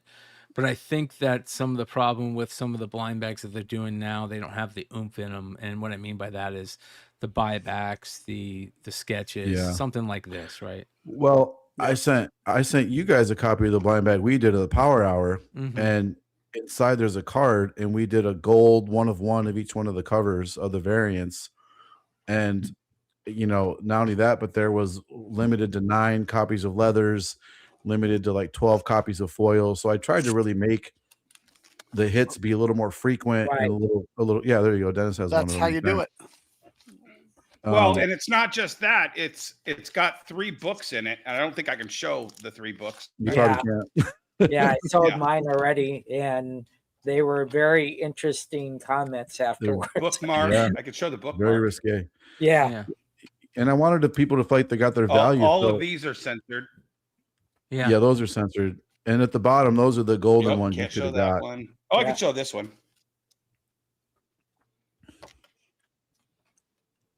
Oh yeah, that's the Narcelio cosplay cover. I've been reading all of them. I've been reading all of them. Magnet. Nice. I'm glad. Oh yeah, I threw some freebies in there, some magnets and stickers and some shit. Yeah. That's good. It was a good bag. All right, Jesse. But that's our attempt, and I was charging $40 for those. You get 3 books in them, and I feel like that was fair. Limited to 1,200. The books all had. Am I breaking up, or is Shawn breaking up? You're breaking up. You are frozen. Oh, you're frozen. There you go. But just give it a second. Yeah. Yep. So. But I mean, anyway, to answer your question, Brian, I feel like if they did those bags and put those kind of big hits in there, if they announced that before FOC, my orders would have been probably triple. That's why I ordered so many Mark Spears blind bags, because he announced it before what was coming out, and I knew what the chase things were, and I knew what the odds were, and I based my orders based on that. But they didn't announce those Robert Downey sketches until way late. The week of FOC. Yeah. Yep. You know, so I feel like it could be a thing. I really do. I feel like it could be a thing. Yeah, Eggplant. That guy Narcelio's covers very much resemble J. Scott Campbell. He's like him and Jonathan Royal are very much Campbell-esque in their art. And Paul Green. Anyway, all right, Jesse, you're up. You're up, brother. So, got a new sponsor today. I don't know which one this is. So we're gonna find out live. Live. We do it live. Yep. We're missing Dennis. Dennis's Wi-Fi. His kid just started playing Rivals. The new sponsor of the store, and we're getting a sponsor every week, so this is getting very challenging for me. But it looks like Dexter is alive and killing it. Is our new sponsor of the store. Nice. Very cool. And then I never got into the Dexter stuff. I have my best friend is like really got crazy. into it. Yeah. It's actually good. Yeah. And then we picked up we got approved for Running Man today and Super Mario Galaxy as well. Yeah. So we'll have that's a big one. Yeah, they send us 100 DVDs, Blu-rays with all the extra stuff for our customers. I think it's awesome. I'm trying to get them to give us a little bit more QR codes in the future for some of the people. All right, I have so many cool stuff to show you that I picked up. So the first one I picked up, and it sucks because you can't leave this box open, right? Because the batteries then die. But we picked up the Friday the 13th Destroys Jason. In like purple. the video game. Like the video game, yeah. Yeah, it's the video game, so that's him in purple. So we picked up that. We picked up, I thought this was pretty cool, Skimwing from Avatar. Oh, okay. Did you get that at Ollie's? No, I got Ross? this from this actually came from a customer. Yeah. And then the next cool thing we got, so we picked up about 100 of these Super Mario Maker 2. Oh, that's cool. 100. Yeah. Where'd you get? What are those? What are those? Where'd you get 100 of them? It's about 100 different games. Oh, 100 different games. Oh, these are all Switch games. Okay. 100 or 1. Yeah, so we got about 100 of those in from a sealed. Yep. Yeah, so we got those in. Then I picked up this. Maybe those might be worth grading. Some of those if they're sealed. Yeah. Send them to Emmet. Send them to Grady. Yeah, there you go. I picked up this. If you're a Mets fan, this is pretty cool. What year is that? Yeah. This is 1969. So that's a 69 World Series team, and Hood is in the chat. Probably made in 92. You might. Yeah, it's number 2811, but doesn't say when it's made. So that was pretty cool. That is cool. And then we picked up these. I've never seen these before. So I picked up all of these at a garage sale. What are they? They say Amra V2N70 20th Anniversary Swordplay and Sorcery comic books. And they're just cool books. They got to be foreign. Are they foreign? Yeah, they are. Who's foreign. the art? Who did the art? I don't know. It says BB Sams. He's good. Yeah. He's really good. Yeah. So we picked up these. Yeah, if anybody knows what these are in the chat or on the replay, let us know. What's that number on there again? Amara, what version? It says 75 cents. AMRA V2N67. We can see you, but we can't hear you, sir. Can you hear me now? Yeah. Can hear you now. Okay. So we got all those. So Sean's gonna look that up for me. They're very cool. So what? Spell the letters. Is it ER? AMRA. I thought they might have been Edgar Rice Burroughs, but the initials are for the artist, I believe. Okay. And Edgar Rice Burroughs used to call his the ERB. And Official Music Pub says BB Sams used to draw Mickey Mouse for Disney. Oh, there you go. There you go. Then I picked up that foreign book in the same collection. Oh, nice. Yeah.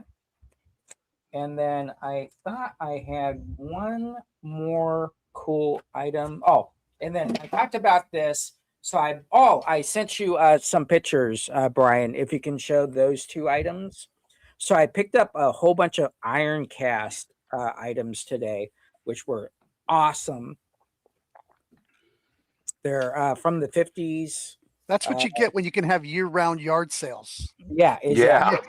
So this is the a early Clydesdale set. It's not Clydesdale, but it's the Budweiser. Yeah, it's Budweiser. So this is 1961, I think. But This is a Budweiser. This is a Budweiser premium. Yep. It's got Budweiser logo on it. It should be on the side of the cart. It's either on the side or the front. I forgot where it was. Look at that. Yeah, They used to have them in bars. Yeah, the barrels come off, and then I picked up that the barrels come off, and then I picked up that huge NASCAR collection a couple of days ago, and then there should be one more. So a whole bunch of anime action figures. Those are kind of cool, but I want you to show the fire trucks. So these are the yesteryear fire trucks. It's the complete set with the 2 white variants.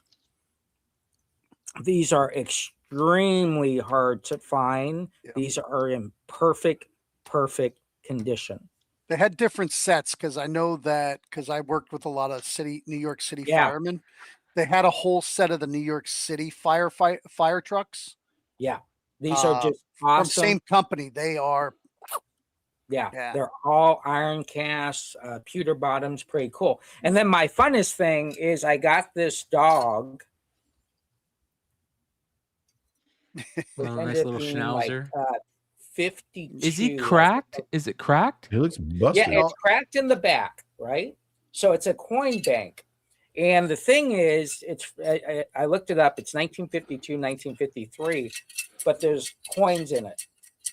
So I don't know how to open it other than to bust it open. So those are my cool pickups. It's a blind bag piggy bank. Yeah, there you go. Blind bag piggy bank. So you never know what 1943 penny in there, right? Yep, exactly. So just cool stuff. You know, we're buying everything. The only thing I do not buy is furniture. I don't buy silverware, even though I probably should be. Kitchenware, kitchen stuff. And we don't buy any clothes other than vintage shirts, but we're just buying everything now. When we walk up, we're just saying we will take everything. Yeah. And one of my biggest hits was furniture. Yeah, I'm sure.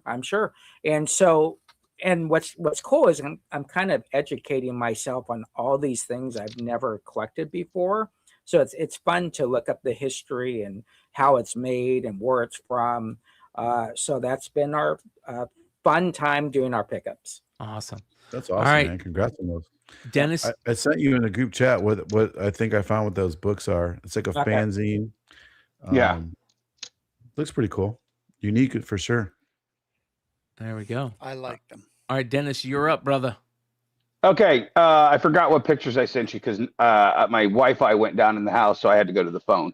But there is a Laserdisc player that popped up on Facebook Marketplace when I woke up one morning. Fuck you. Wow. Always getting the shit I need. and 48 Laserdiscs went along with it, including the Criterion Aliens that has all the extra scenes. And just some just awesome stuff. And it was $325, and I'll get that for the laser disc, and all of the discs are profit. Yeah. Nice. What was the other picture I sent? I don't know. Book Fair Magic. Oh yeah, no, that was just that a VHS collection came in, and I had to flag this one. Can you scroll in on who was the big selling point of the Scholastic Book Fair VHS copy? Cosby. Because nobody helps you sell kids books like Bill Cosby. Back then. Oh my God. But so I had to go to the bank, and I had to pick up change for all 3 stores. So I just happened to go, hey, do you guys have any $50 or silver dollars? Not the the Sacagaweas or the presidential dollar coins, but like the older stuff. And they're like, oh yeah, somebody just turned in a bunch of rolled coins. And I'm like, oh, I'll take them all. So just to show you, they were in his original handwriting. I don't know if I can get you there. Is that it? Yep. And the first roll said 1976, and it's all bicentennial. And if you guys know, these are 40% silver and were worthless a year ago. Wow. And he had 1.5 of those. They're now like a $4, 40% silver coin. He had some minty, and I think these are from proof sets, but they're like over the top shiny. But I'm not going to open those up because I have something way better. Right. Even the 70, and I pulled some of these out. 75 to 65 are still 40% silver, and these are all selling very well now. And literally, they were 50-cent pieces a year ago, and the bank sells them for 50 cents. What do they sell for now? These are about $2.50 to $3. Yep. But this is what was in the middle of all the coin rolls, and I don't know if the phone is going to be able to pick it up, but I think you can kind of see. Yeah, the shininess. Yeah. Yeah, that's proof. That's a proof. And he had all of these proofs in his rolls of $50. Wow. I'm surprised that they sold that to you. What do proofs sell for? Yeah. Proofs are about $10 each or to $20, depending on what year. Yep. Well, here's the thing. When a customer trades in coins, it's legal tender. So they buy it in at the legal tender and they just get rid of it. So now I'm on the list for the bank. Anytime they get those in, I'll buy them all. But then I started doing some research, and even though these aren't silver, a different person had traded in Susan B. Anthony dollars. Okay, no value other than $1. But if it has what they call toning, shine, the patina.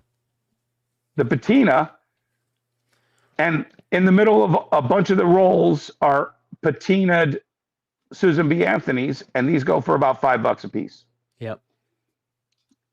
Very cool. So just a trip to the bank to get change leads to a great profit. Find. Yep. Right. You never know where you're going to find the profit, guys. Amen. You remember back in the day when you turned in your coins, you had to write your bank account number on them? Yeah. Yep. Yeah. Because I remember. God, ahead. aren't you older than me? No, I guess I remember when you had to put your address and phone number on the fucking thing. Yeah, because people were shortchanging them a penny or a nickel. Yeah, they were putting nickels in the middle of the quarter rolls. Yeah, exactly. Sean's like, what the hell are you guys talking about? Jesse, these are your AMRA swordplay and sorcery fanzines right here. Okay. So does it are say they from what overseas? Year? 77? Okay. 77, yeah. Oh, I forgot. Also, they had one 50-year-old Eisenhower dollar. Yeah. These go for about $4 to $5 because they're about 40% silver too. Nice. Very cool. Well, you guys, a nice and easy show tonight. Not much news going on other than that crazy Logan Paul sale, which we're going to see. We're probably going to be talking about quite often over the next couple of weeks. We're going to see waves for that, lasting for a couple of years, I imagine. So that being said, do you guys have, Jesse, do you have a sale coming up immediately following this?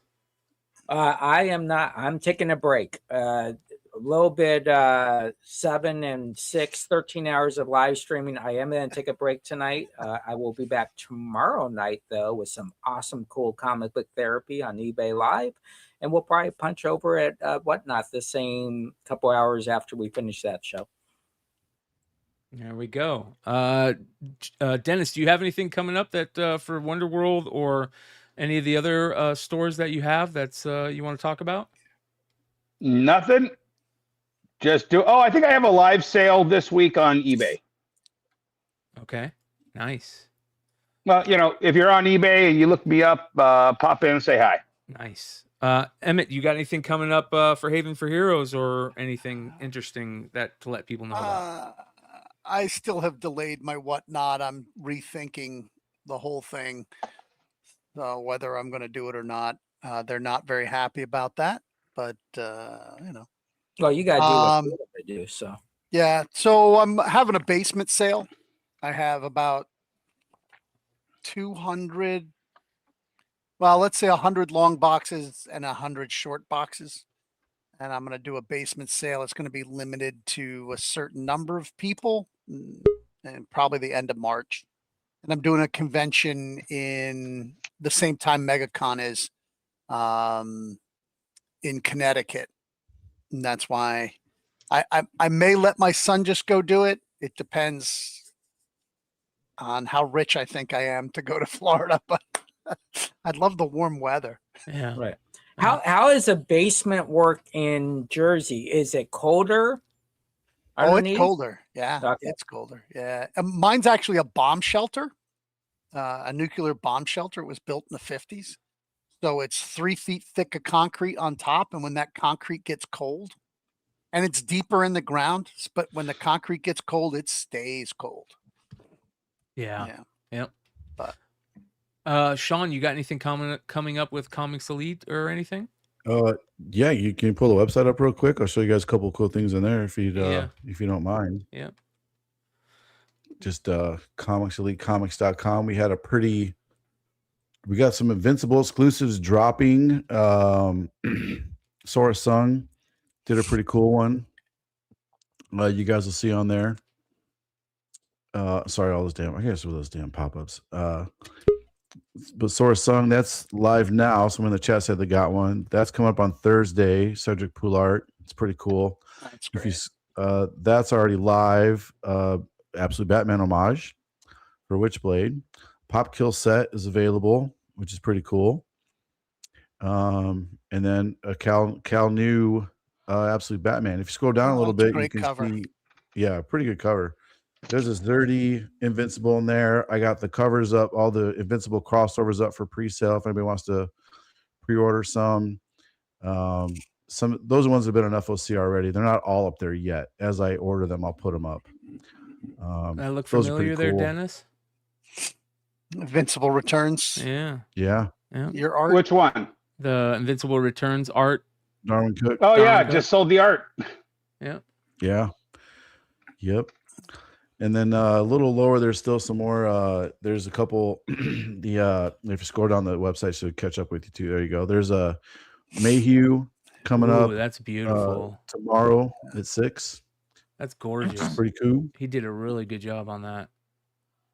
Yeah, there's over 100 of those Invincibles. But yeah, pretty good stuff. And then of course there's all the reprints and some new the Batmans that are up there. There's a Mayhew exclusive too. I love that Derek Chew cover on the left that where it says Absolute Bats. God, that's so good. Yep. What do you think your retention rate is on every exclusive? Are you in the 25% that are going to buy it? Our return customer rate is insane. We have a very, very high retention rate for our customers. Our average order value is about $40 on the website. We have like a 86%. Last I checked, it's been a few months, but it was an 86% return customer rate. That's weird. I totally can't hear Shawn now. What's that? Drop down, and come back. Like leave and come back, and there you go. Yep. Yeah, I could talk. We could have a show where we talk website numbers. I'm very open with my numbers about what we do, but yeah, I tell everybody the website should be the cornerstone of everyone's business. I mean, website.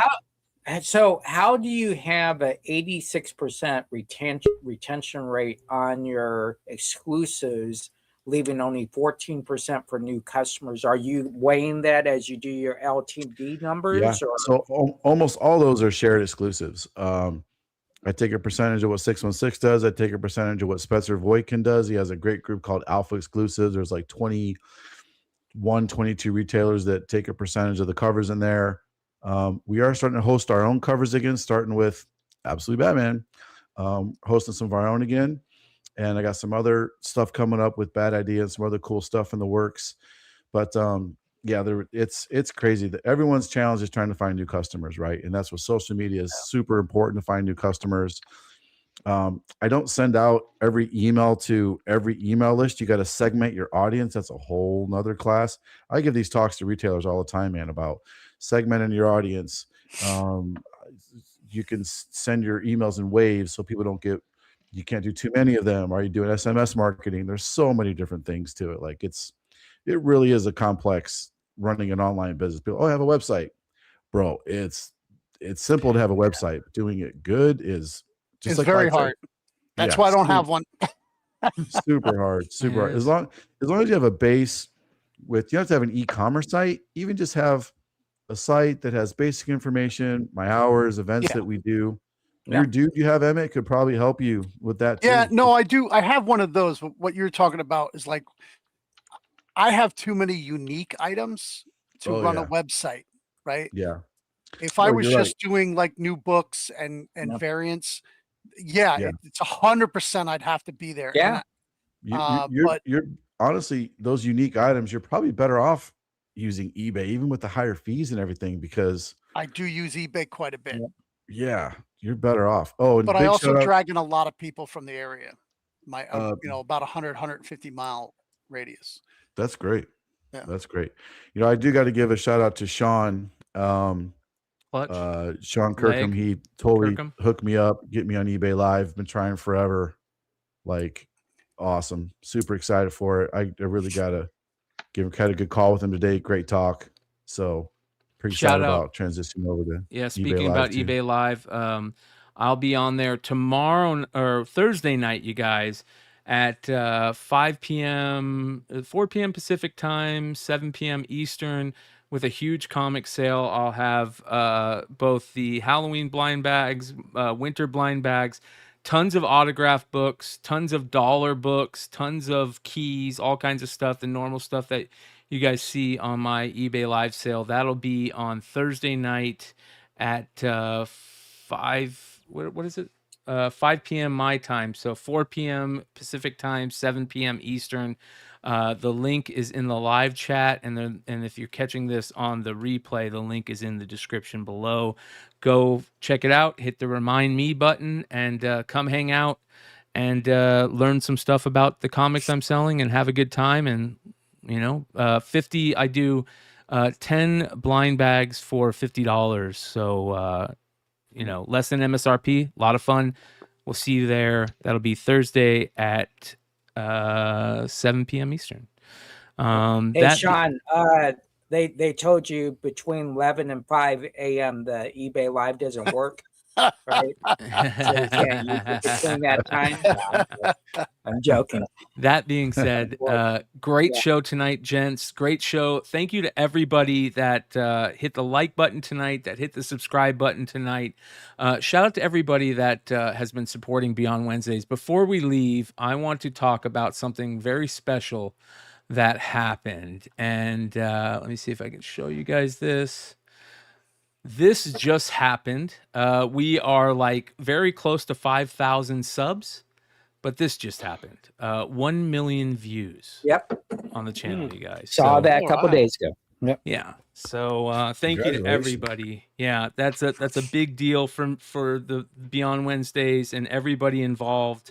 We're getting ready to hit our 4th year coming up at the end of this month, and that's a big deal for us over here. And I can't thank you guys enough that are on the show with me right now, all the guys that do the show with me all the other nights, all of you guys that hang out with us every live show, everybody that supports on the live sales. I've really thrown everything I can into this industry and into this hobby. This is what I do now, and you guys are a big part of it. So thank you so much to everybody that helps support us. And shout out to everybody tonight that dropped support. Official Music Pub dropped a bunch of gifted memberships, which was absolutely amazing. And then, of course, we had a couple great super chats. So thank you guys. I can't explain enough how much this support means to me. If the support wasn't here, this show wouldn't be happening, and I'd be doing something different. So thank you guys so much. That being said, we'll be back tomorrow night. Don't want to miss it. It's Wednesday night. We're getting close to MegaCon. You never know what's going to happen. That being said, love you guys. We're out.